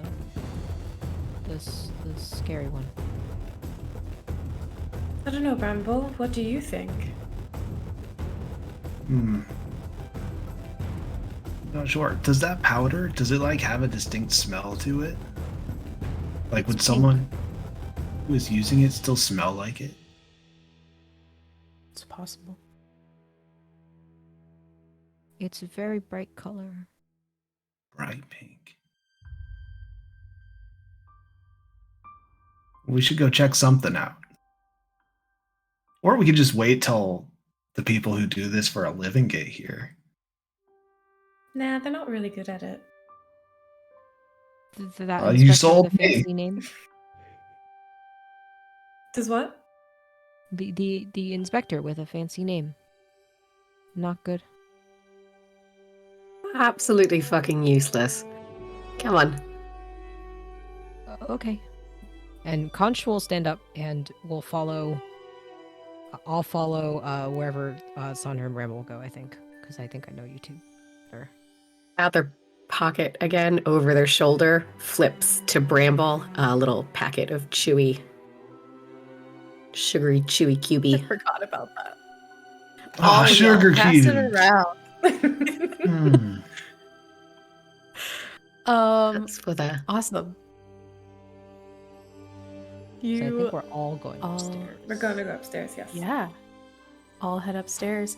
As you're leaving, the guard of Silvia picks her up off the ground and takes her into the foyer. And as you leave the room, you can see him place her very gingerly onto the couch and cover her with a nice blanket. He just kind of sits in a big chair next to her and stares off into space. Margaret has beaten you up the stairs. Ernst and Nayland stay in the stage area, kind of just seated next to each other talking.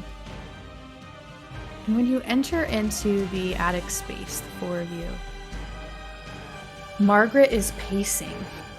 And you can hear kind of the chink of like even the little bits of armor that she wears as a knight of the government of Ebcanor, of the king of Ebcanor. As Willow just sits on the end of the bed and open-handed looks down at the platinum, her hands resting on her legs. You haven't said anything, but as you walk in, you can just feel the tension in the air. Hi. Willow looks up at you. Hi. Are you okay? You took it from me. Yeah, here you go. She hands it back. Conch takes it gingerly and shows the rest of you it. What's special about this?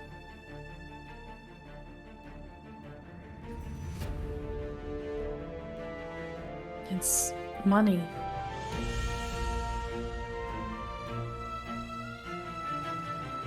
Uh-huh. Did she not give you any?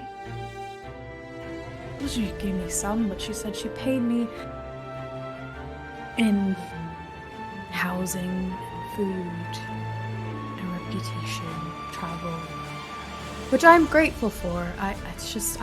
I'm sorry. I overreacted.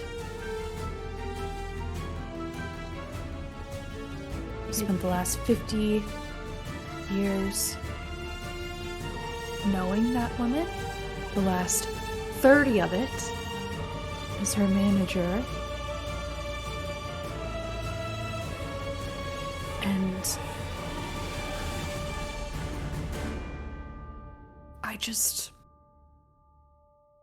I can't believe someone would do this.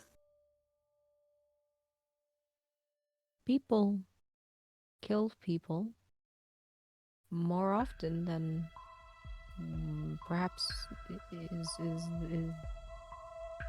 meant to be.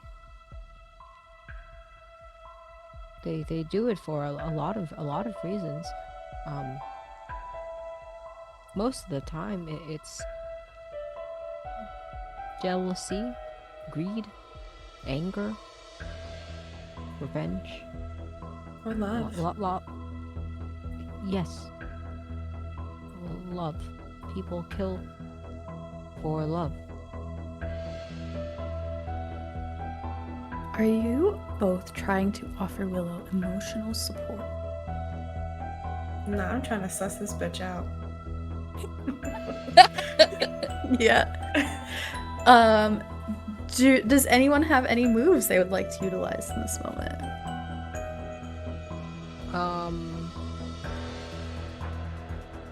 I think I have to. I don't think this move will work. But I think I'm trying to entice. Okay.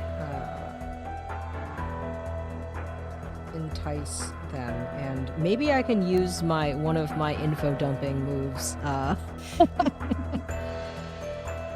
it lets me roll with wits instead of heart when I try to entice someone when I'm talking about something I'm interested in, which in this case is death and murder specifically.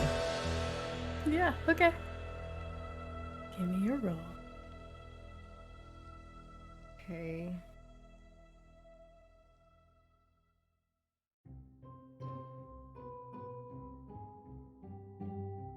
That is a 10. Yeah.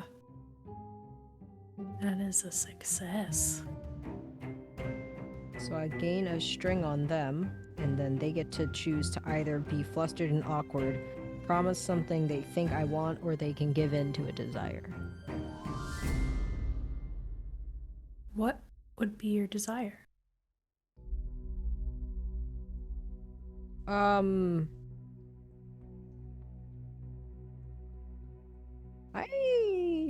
Conch is feeling very... Oh, actually, never mind. I have a -2 to entice because I'm insecure. I forgot about that. So never mind. That is a... What did I say? An 8. An 8. It's an 8. Which is still a mixed feat. Yeah. Yeah. So I gain a string on them unless they decide instead to choose one. So I either get a string or they can do any of those 3 things. I think you get a string. I think as you're talking about murder and death. Very Willow. nonchalantly. Yeah. Willow is just like, in the mix of it, you say something about planning and how the best murderers like get away with it because they've taken a lot of time to plan something. And in that moment, she stands up really quickly and is just like, I need to be alone. And she goes to leave the room. Punch looks to Bramble. Did I say something wrong?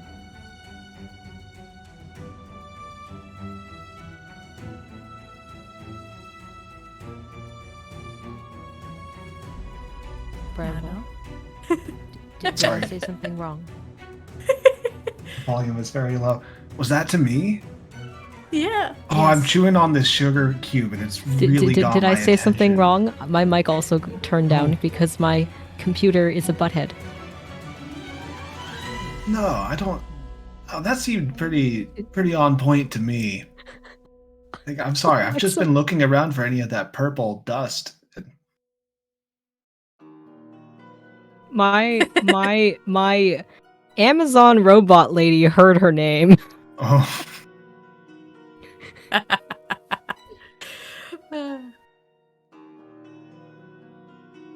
Sorry, so Conch was asking Bramble, did I say something wrong? Because she just got up and left. no, I think maybe you touched on something. That was just. You were talking about, like, people taking time. Like, having more time to plan. Yes. It was Some only of- then. No, you talk. It was only then that she left. Maybe we should still. No, but she asked for space. We shouldn't go follow her. That'd be rude.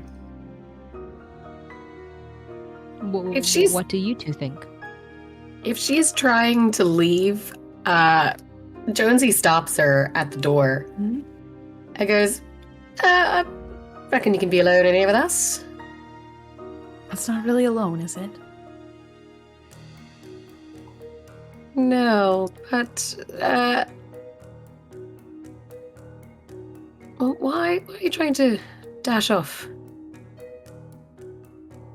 Why aren't you interested in finding out who did this to her? Give me an entice roll. It's heart. Mm-hmm. 5. Yeah, it's a downbeat. Think she looks at you. Kind of interesting that you would be asking me that question, right? That's supposed to mean.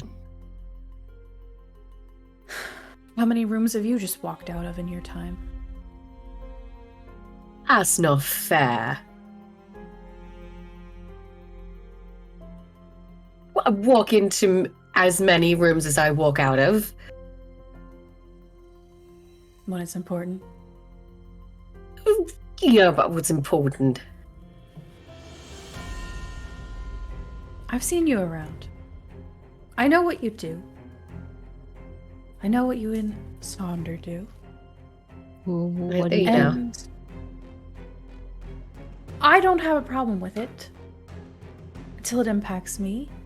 And I guarantee you that in all of that mess, there's been a bit of death, that you've walked out of the room and not wanted to hear the name of the person that had died. Ah, but it's alright to look the other way when you're skimming a bit off the top, isn't it? If you see it, you don't do anything about it, you just let it happen, isn't it? Everyone deserves to have a chance to live, to make their own money, to have redemption. She looks back at Sonder. To be their own person. I'm gonna live a very long time, and I have already lived a very long time, and I've seen a lot of this happen. My best friend just died. If you please step aside.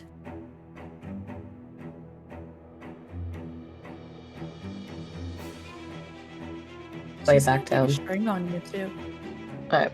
That downbeat. And if you move out of the way, she pushes the door a little bit, and it bounces off of something. She heads out of the room.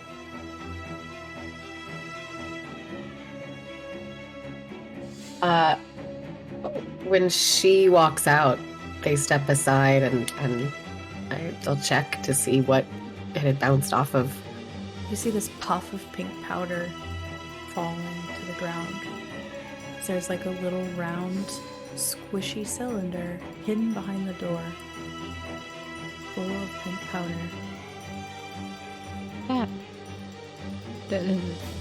That's it. Listen, this was not my mother's doing, Margaret says.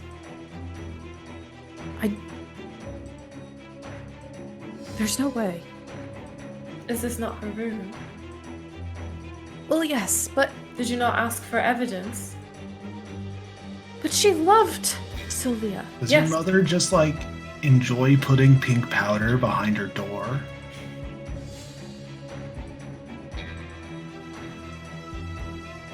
She looks confused. Look, I'm not trying to blame you. Like, if you like the pink powder behind the door, I think that's fine. There's no way. If anyone would take this opportunity,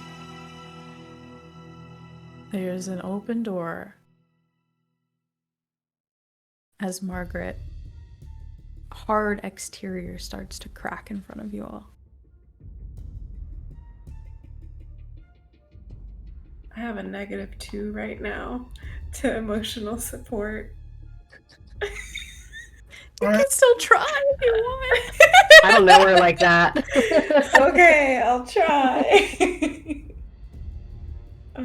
That's heart, right? Yeah. Think anything Our Connor powers says will make it combined. worse. Oh, you need to get some new dice, man. It's a 4. That's a 4.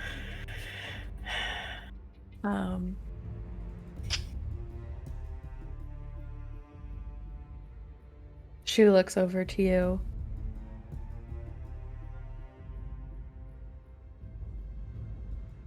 And in this vulnerability, Sonder, she sits on the bed and looks up.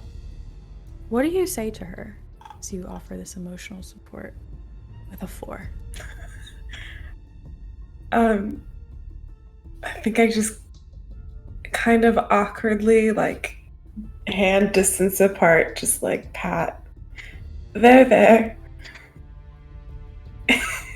It will be all right in the end, but your mother might be guilty. She's not absolved yet. We're just going through the options. You're on the list too. So just have to prove.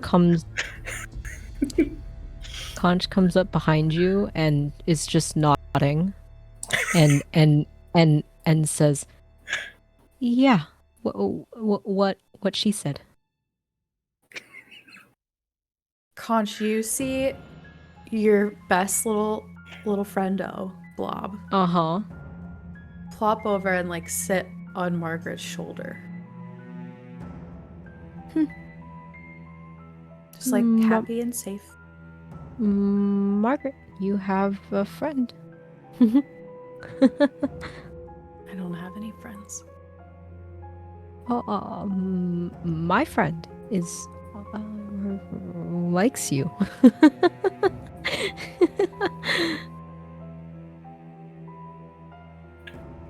Do you think that means that it's not her then?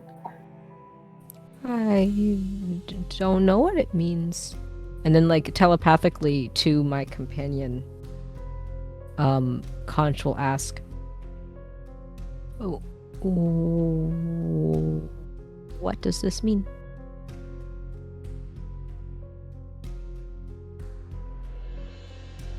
Responds telepathically. She is friend. She is... What? Friend. Friend. I thought you said French. And out loud, Conch says, I think Margaret didn't do it. All right. Listen. And the spirits think so too. My mother has been working very hard in the last few weeks to get Silvia to finish her will. Currently, Silvia's entire estate is donated to the College of the Arts. She gets nothing. And she was trying to plead with Silvia that she'll need something. She's not going to die. She's going to continue to live for potentially hundreds of years. So she needs a transition, a severance, I guess. And Silvia wouldn't have it. She wanted to give all of her money to the church, allow this estate to be part of the dorms for a special scholarship fund she was setting up. Money is often a reason people kill other people. However, in this instance, I don't see how Willow would gain anything by killing her. I don't either. Or but I don't know why that powder's here. Someone trying to frame her. So then, like, who are our suspects left? There's Ernst, and then there's me, and then there's the fearsome Marauder Jones. It wasn't you, I don't think, unless you did it when you got up and left the table. I didn't do it there. You okay? Then it wasn't you. Who else got up and left the table? Almost everyone. You all left me there.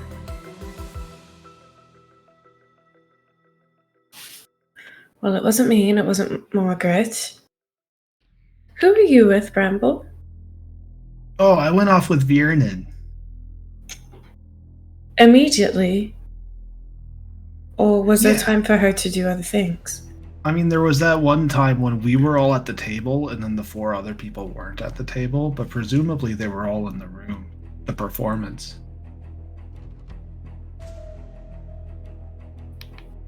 Where the fuck was Vaden? Huh? Where the fuck was Vaden when that performance was going on?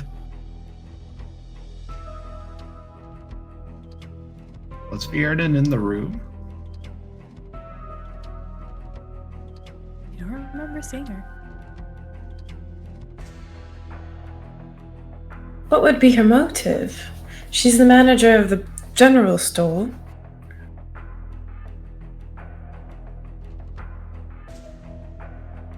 Where they would sell common cleaners. Very true.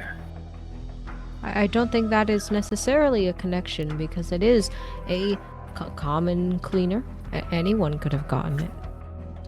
At the Right. general store. At a general store. I think the only thing that Viernen could have done is get it for free. And unnoticed.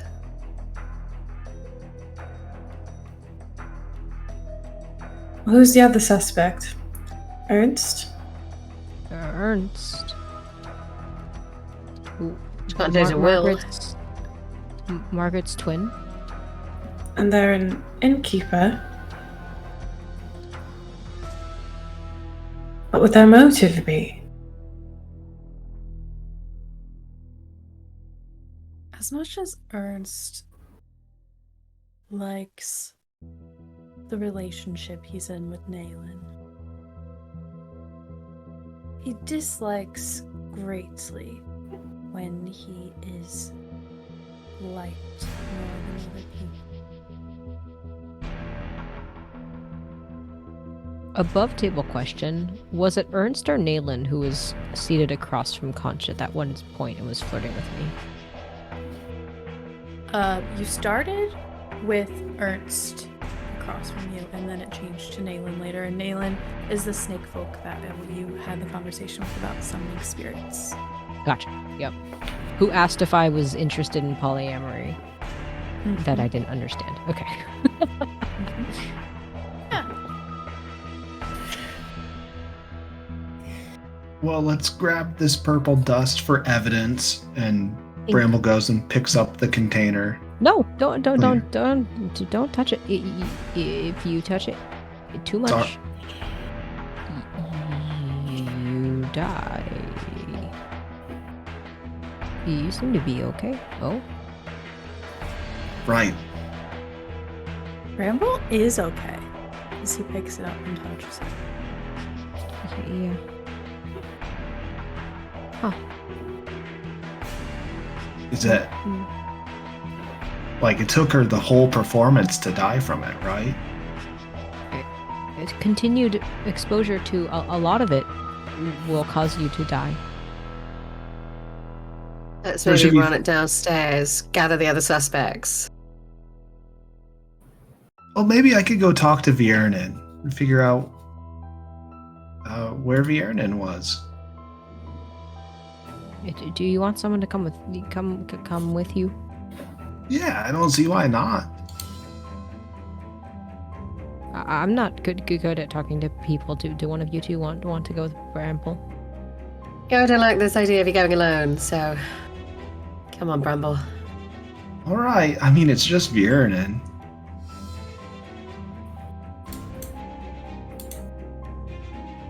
It's Yeah, still muff and a you half, both- though.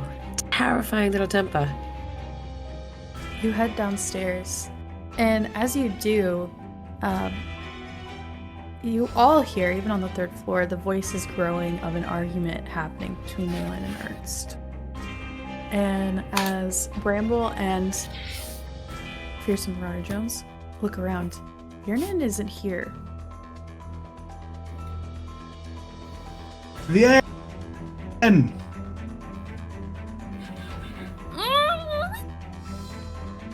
Viernen?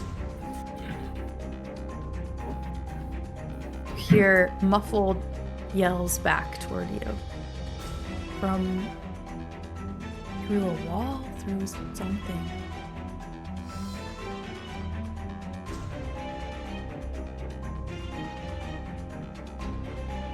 Am I actually hearing that?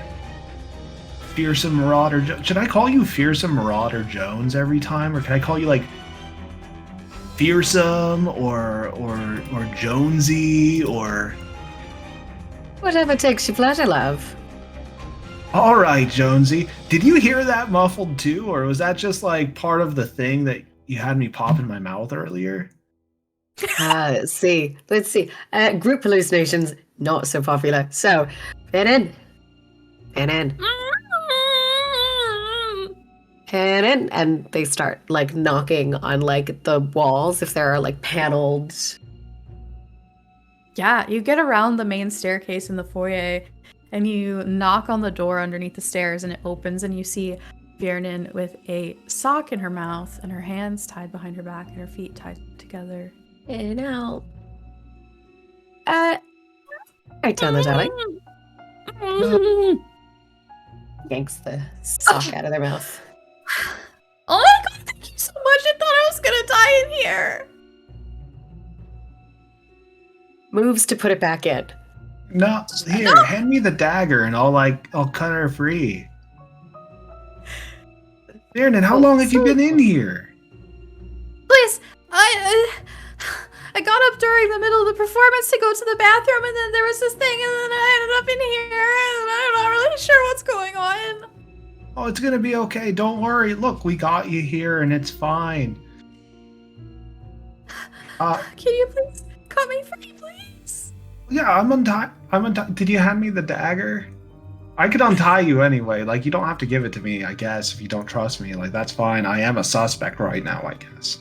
You're not gonna go very far with it, just. Bramble unties her. Alright, you untie her.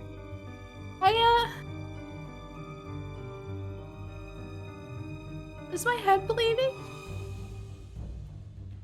You see, like, a little spot, or there's, like, a little red poking through her hair.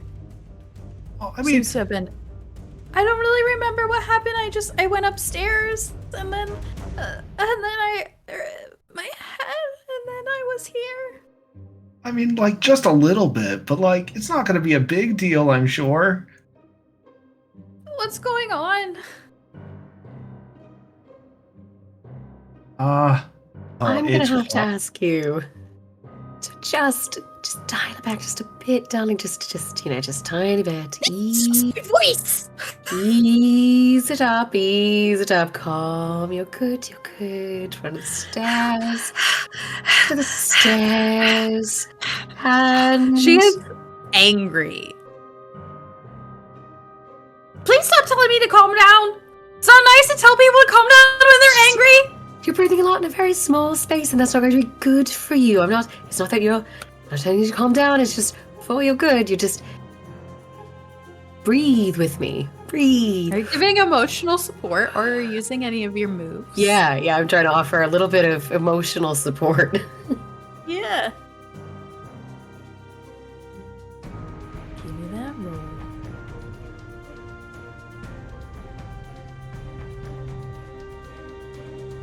I'm sorry. Heart, yes? Yes. Oh, okay. Or spirit. You can use heart or spirit. Oh, okay, 7. Okay. You clear the angry condition. Or you can gain insight from me about the obstacle that you're facing with Viernan.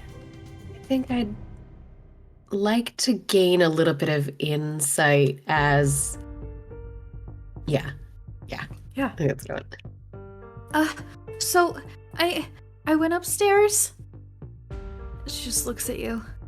And I saw this figure and they had this thing in their hand and there was a cloak. They were tall and then I just had it and then I was hit in the head from behind.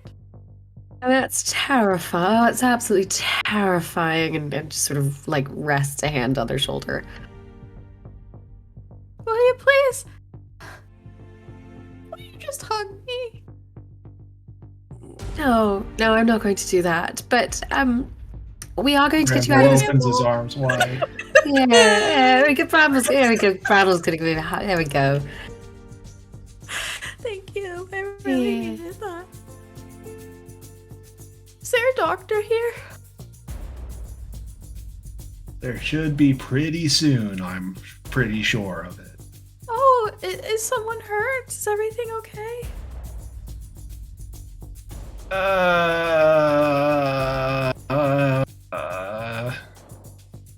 Just get out of the cupboard.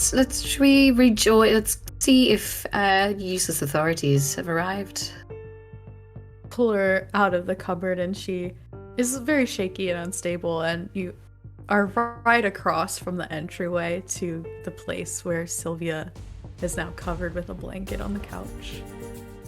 The guard sitting there still, having moved to put his head and his hands on his legs. Who is that? It's Silvia. And she just starts screaming, and she runs to the door and starts trying to open it. You now get the idea that, like, she's been pushed, like, over the edge. Like, Yeah. you know enough to know she was hit behind. She witnessed the person in the cloak, but didn't see more. Essentially, this NPC is kind of just, like, unconsolable, unavailable for more information. She has taken on too many conditions.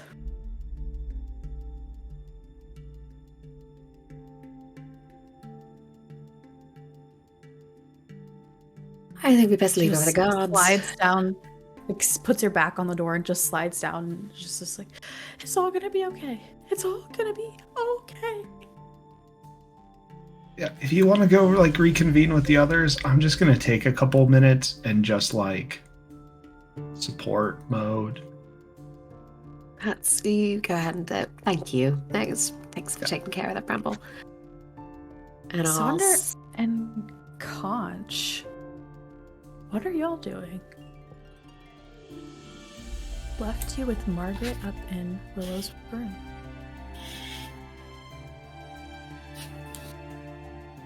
What are you doing, Conch? Conch is, I think just sitting in a chair in the room, kind of like looking between the two of you, just kind of trying to figure out what to do next.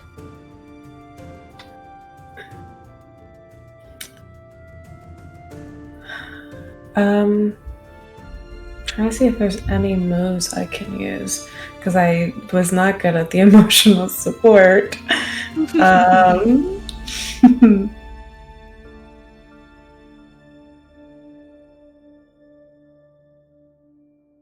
I guess I would try to figure her out.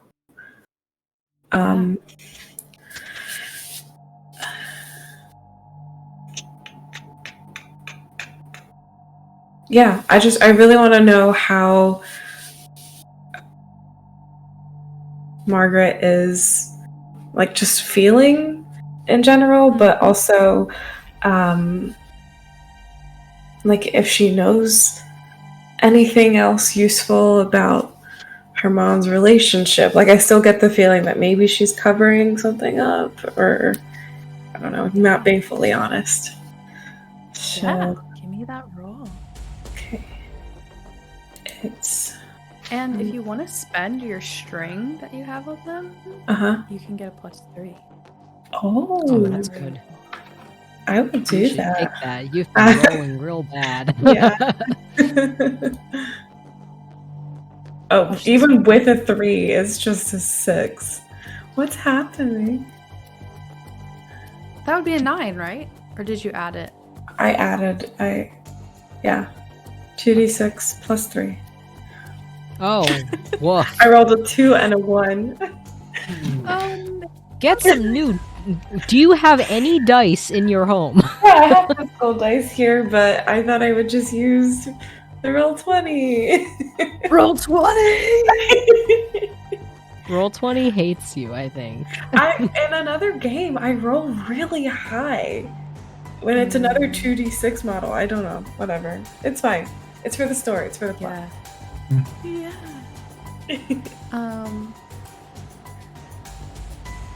Oh, so that's a failure then. That's a failure. Does something happen? Adam, you were saying something earlier, because that's 4 failures for me now. Yeah, so every time you roll a 6 or below, you gain 1 XP. And at 3 XP in a one-shot, you get an advance, which I think allows you to increase one of your stats by 1 or to take another play out of your playbook. Oh, cool. Yep. Okay. Well, Saunders over here leveling up, you know. Saunders is built different. Truly, it's the trauma. What do you say to Margaret as you're trying to figure her out? She's already pretty vulnerable. Yeah. You can tell that she wants to open up to you, especially after admitting downstairs that she really enjoyed your company and was starting to like you that night at the ball when you first met. Yeah.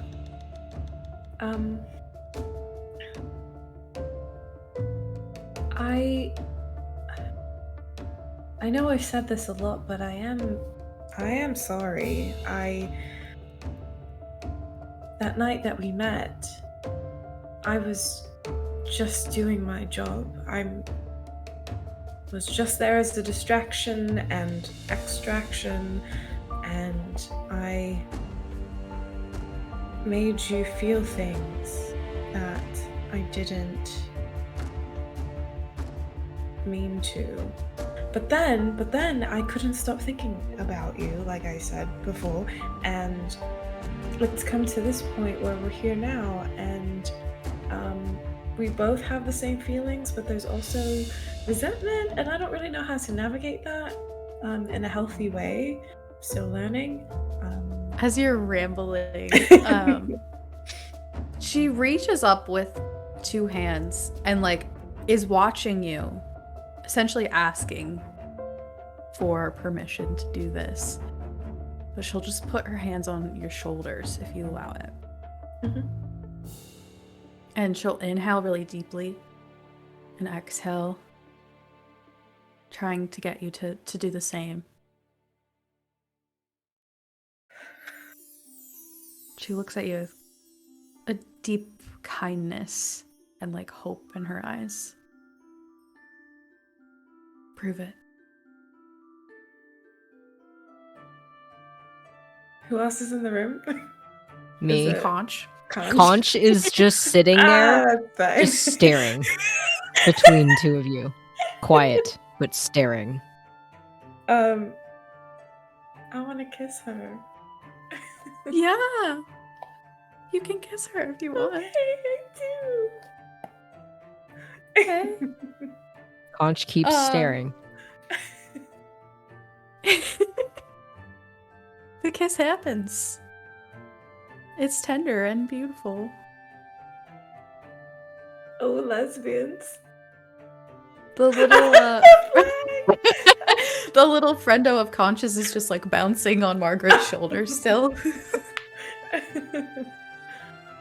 Friend.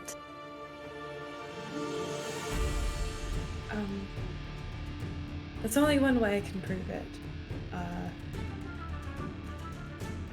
I hope you'll keep allowing me chances to. Trust is hard, but I want to trust you again. I would love to be trusted by someone who has good intentions for me, not ill.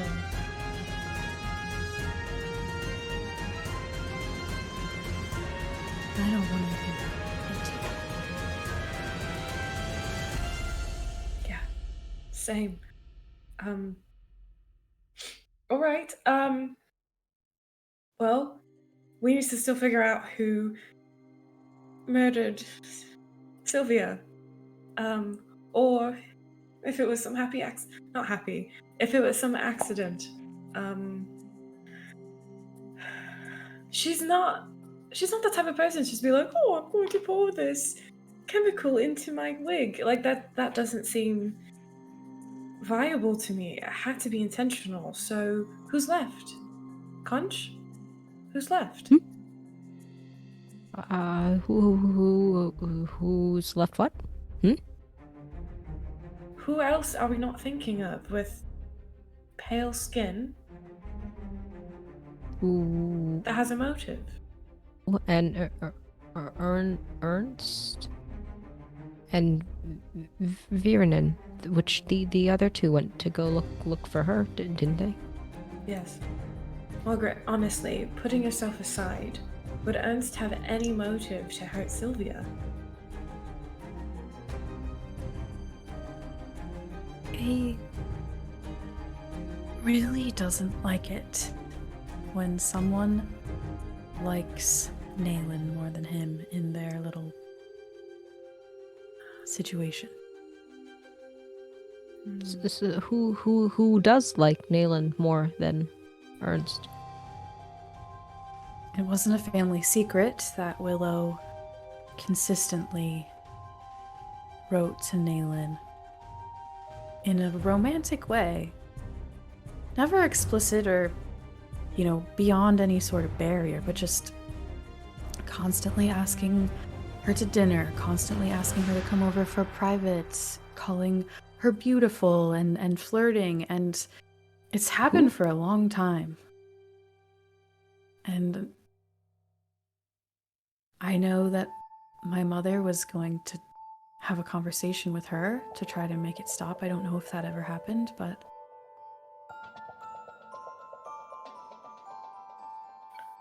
I'm not saying they did it, but I'm not saying they couldn't.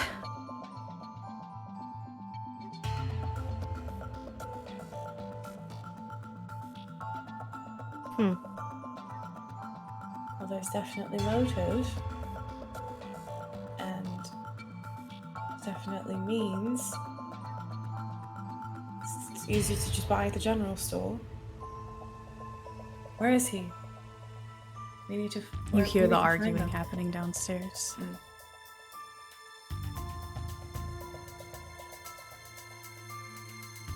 We should go downstairs. Yeah.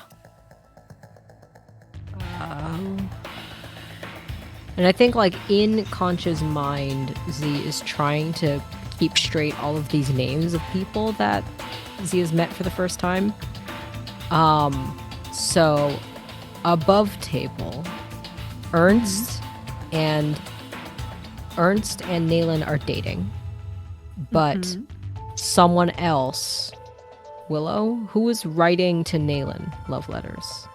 Silvia was writing Nayland love letters. I see.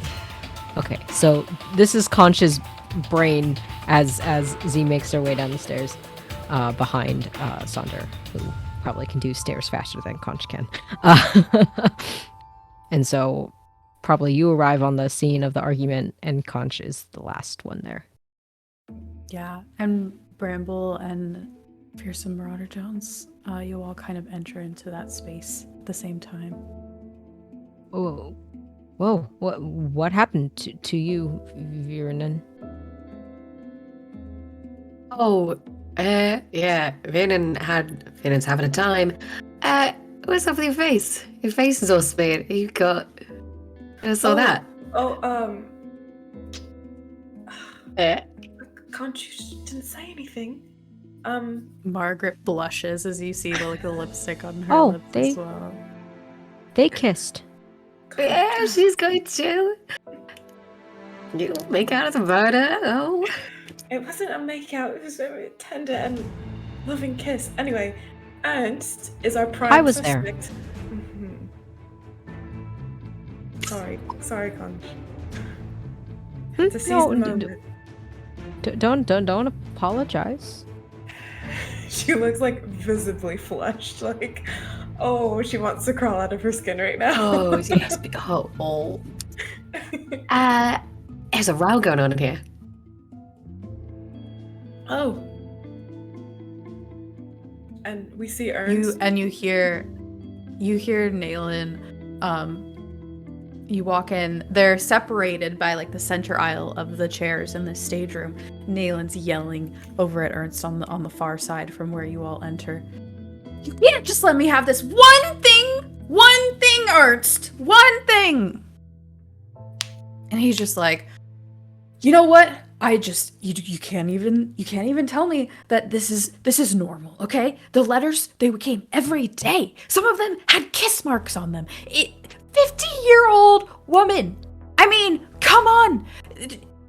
No one would do anything, and now she's dead. Hi. They both whip their heads over at you. Conscious Can we waving. go yet?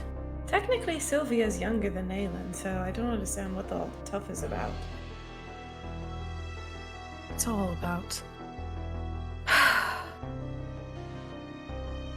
Right. I didn't mean to overhear your conversation, Ernst, but based on what I know about polyamory, it seems you are not very good at it. He just looks at you. I need Conch to defy disaster at this Sick. point. Uh-huh. Sick. Okay. Where? Oh, here it is. I am using... I wouldn't say... I don't think Conch is being daring, graceful, having social insight, being clever, or using their willpower for this. Conch is just incredibly autistic.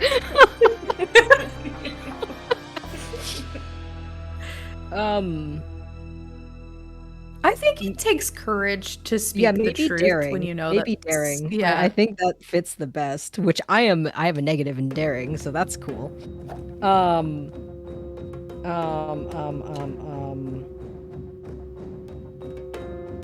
And I roll. Okay, yeah, plus daring. Oh, that was a very good roll, though. That's an 8, awesome. even with my negative. You have the option, Conch, to step forward toward this person in a moment of courage and bravery and press a little bit harder into this button that clearly got some sort of reaction from him. Or I would allow you to succeed in getting an answer to that question with a sacrifice. Or a response to that statement with a sacrifice. I think, in order to clear my insecure thing, I have to take rash action to confront the object of my jealousy, which I don't know if that necessarily applies, but if you'll let me take the first option to continue pressing this button so I can clear my insecurity. Absolutely. So Conch will literally physically take a step forward into the room, and Z will say, "Yeah, I don't know a lot about polyamory, but from what I do understand, you have to love many. That is what the word means. Polyamory, many loves, and jealousy is normal. A lot of people kill over jealousy. It's a normal thing to feel, but from what I've heard, you talk about it. You will be less sad, and you seem very jealous about Naylin, your nesting partner, loving someone else, and that does not make sense to me. I don't do it for me. 'Cause none of this was ever about me. I don't none of love what? many. I love Naylan. I love Naylan. I would die for Naylan. I would go to prison for many lifetimes for Naylan. And here she is, flouncing about, entertaining, being with a 50-year-old human woman who's about to be on her deathbed. Why not speed it up a bit? That sounds like an admission. Did kill her. Bingo. Where's your evidence? And he kind of fluffs his coat. He's wearing like a suit coat. He fluffs it back and puts his hands on his hips. And all of you would recognize a special type of bag in this world that holds a lot of shit. Bigger on the inside than it is on the outside. On his belt. Give us that. Take it from me. Takes out her dagger again. Roll for fight. When you seek to incapacitate someone with violence, roll daring or grace. You're damn right. I'm gonna if this works. Yeah. I add daring? Mm-hmm. Cool. Or grace. Okay, 9, but I'm also using my move Impressive Swordplay. Whenever you roll above a 7 plus to fight, I rolled a 9. You may gain a string on someone who is present and ask the player what it is about you that has impressed or intrigued them. Mm.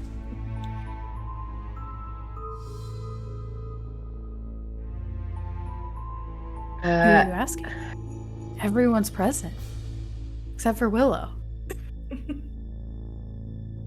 Gain a string on someone while I'm in the middle of this. Yeah. It Drama, takes- baby.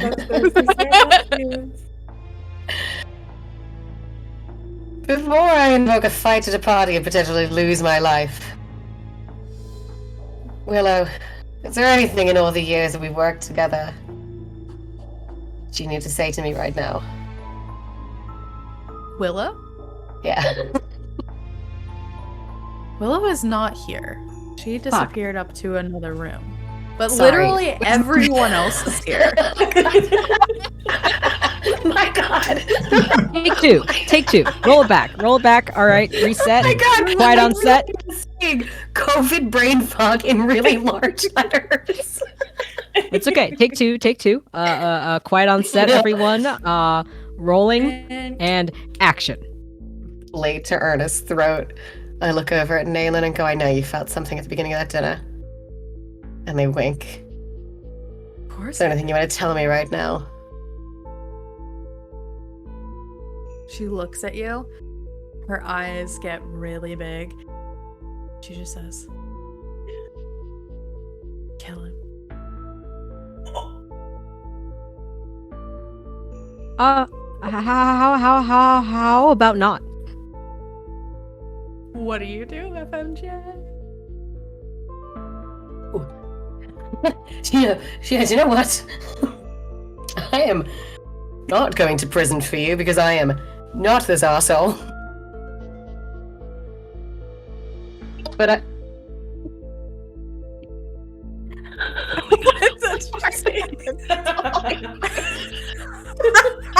Wait, what's funny? What did I miss? What happened? I popped my... Headphones. Popped your earbud out. Oh, Ah. I'm not dying for this, Nels. I'm not dying for you. I'm not going to prison for you. This asshole, on the other hand, has to answer for his crimes.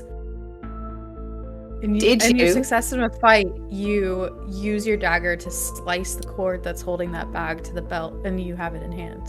And you know that if you turned it inside out, everything inside would fall onto the floor. Game What? rules are getting wobbly here. It's fine. Yeah. I'm gonna throw it back over to Bramble. Mhm. he bobbles the catching of it and accidentally turns it inside out.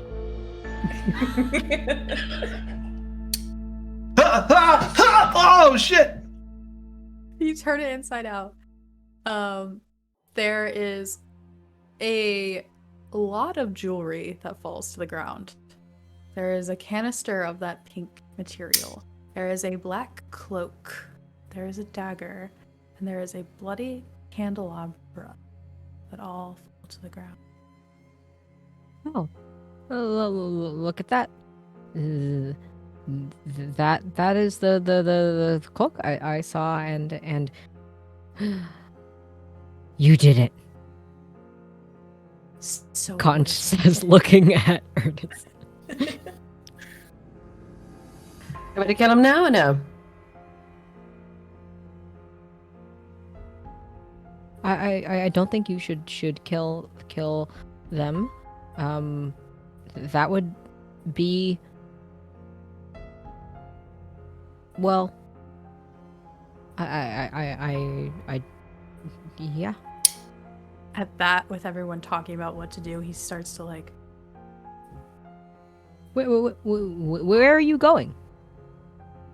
And he jerks to the left and runs to the right, trying to get like past the guard sitting in the chair, up to the front door where Viernan's still just like rocking on the ground. And right at that moment, the door swings open, and Flongris Wingleberry catches Ernst in his arms as he runs into him. What a name. For real. Is where we will fade this story to black. Oh. The fucking cop gets the credit for collaring this asshole. The cop did absolutely nothing, and we all know Justice. he's gonna go back to the station to be like, look, I caught the criminal. Best investigator in the city. Yeah. The best of the best. Lorenzia's finest. Thank you for Rukadare for that amazing NPC name that I just had to integrate. There was no inspector originally in the story, but I liked it so much. Wingleberry, how did you come up with that? That's great. Yeah, thanks everyone for tuning in. We can go around the horn again for introductions. I'll just do the order of the layout. So I guess I can go first. My name's Sierra Mystic. One of those two works. I am the creative director and owner of Audubon Studio. I'm also a producer on the D&T team at Wizards of the Coast. And you can find me here and all across the webs. Doing some cool stuff on a different channel in the future that I'm pretty excited about. And yeah, at Mystic Musings, she, her pronouns. That's me. Next up is Sonder. Hi everyone, I'm Christiana, or Chris, either works. You can find me at Carpe Christie on all the socials. I am a Game Hers award-winning AP performer, and yeah, you don't have to clap for that. It's okay. And a freelance writer for Paizo and hopefully other upcoming projects. So if you need help on anything like that, hit me up. I have really enjoyed this. This is a great way to be introduced to Thirsty Sword Lesbians. So thank you very, very much, Sierra, for reaching out to me. I'm very grateful. Yeah, I'm not in anything else right now, but things will be released. So if you follow me on Twitter at Carpe Christie, you'll find out when things are happening. Thanks. Yay, Adam. I'm Adam.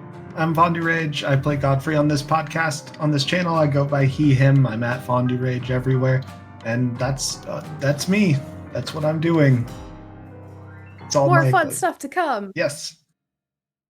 Adam and I also have an old show called Both is Good. That's all about running tabletop games, where we talk about D&D specifically, but it could be universal. Everyone does world building. Everyone has rulings. Everyone runs a table. Perhaps a new show in 2 weeks.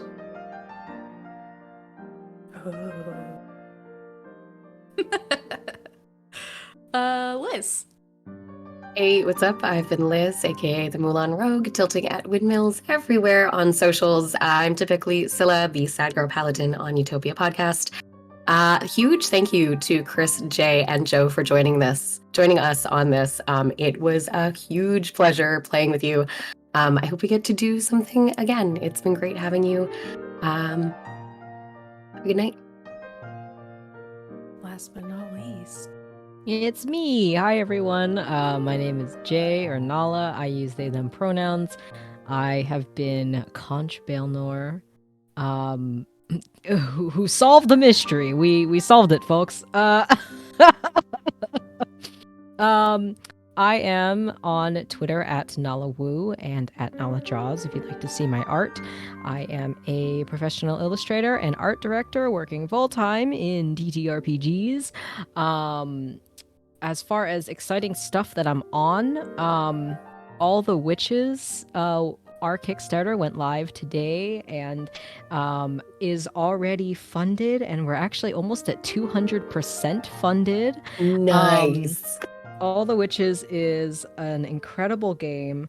I've had so many chances over the past couple months to pitch this thing, and I've never done it good, so I'm gonna literally read off of this thing. All the Witches is a game made for those who grew up escaping into worlds of fantasy and magic that have felt abandoned by those worlds' creators. All the Witches gives you the tools and resources to explore a world full of magic and adventure with stories built by you and those you love. Escape into a new world of fantasy and magic built by a team of queer and BIPOC writers and designers. It is an original system and game setting featuring magic, witch schools, and a new fantasy sport, which makes more sense than Quidditch. It's really cool. Yeah, fuck turfs. But I am the art director on that project, so it would mean the world to me if you checked it out. And if it sounds like something that interests you, give us your money. Aside from that, I am also a voice actor, sensitivity consultant, a TTRPG content creator, and actual play stream performer. If you like what you heard, I don't actually normally play characters like this, so this was a lot of fun for me. As far as shows and stuff that I'm on, Joe, our lovely producer, runs a game called Itaewon by Night. Our season 2 is going to be airing soon on Bad House RPG. Itaewon by Night is the first and only all-Asian cast playing Vampire the Masquerade on stream. It is VTM like you've never seen before, and I am so excited to be back for season 2 for that. I've been talking way too long. But the best place to keep up with all of my shit is following me on Twitter and on all the other places. If you use other places, my username is NalaDraws. But thank you so much for coming, and thank you for having me here. I had so much fun. Yay! It's been so great. Awesome, yeah. Well, we're Autumn in Studio at _Autumn Moons everywhere on the interwebs.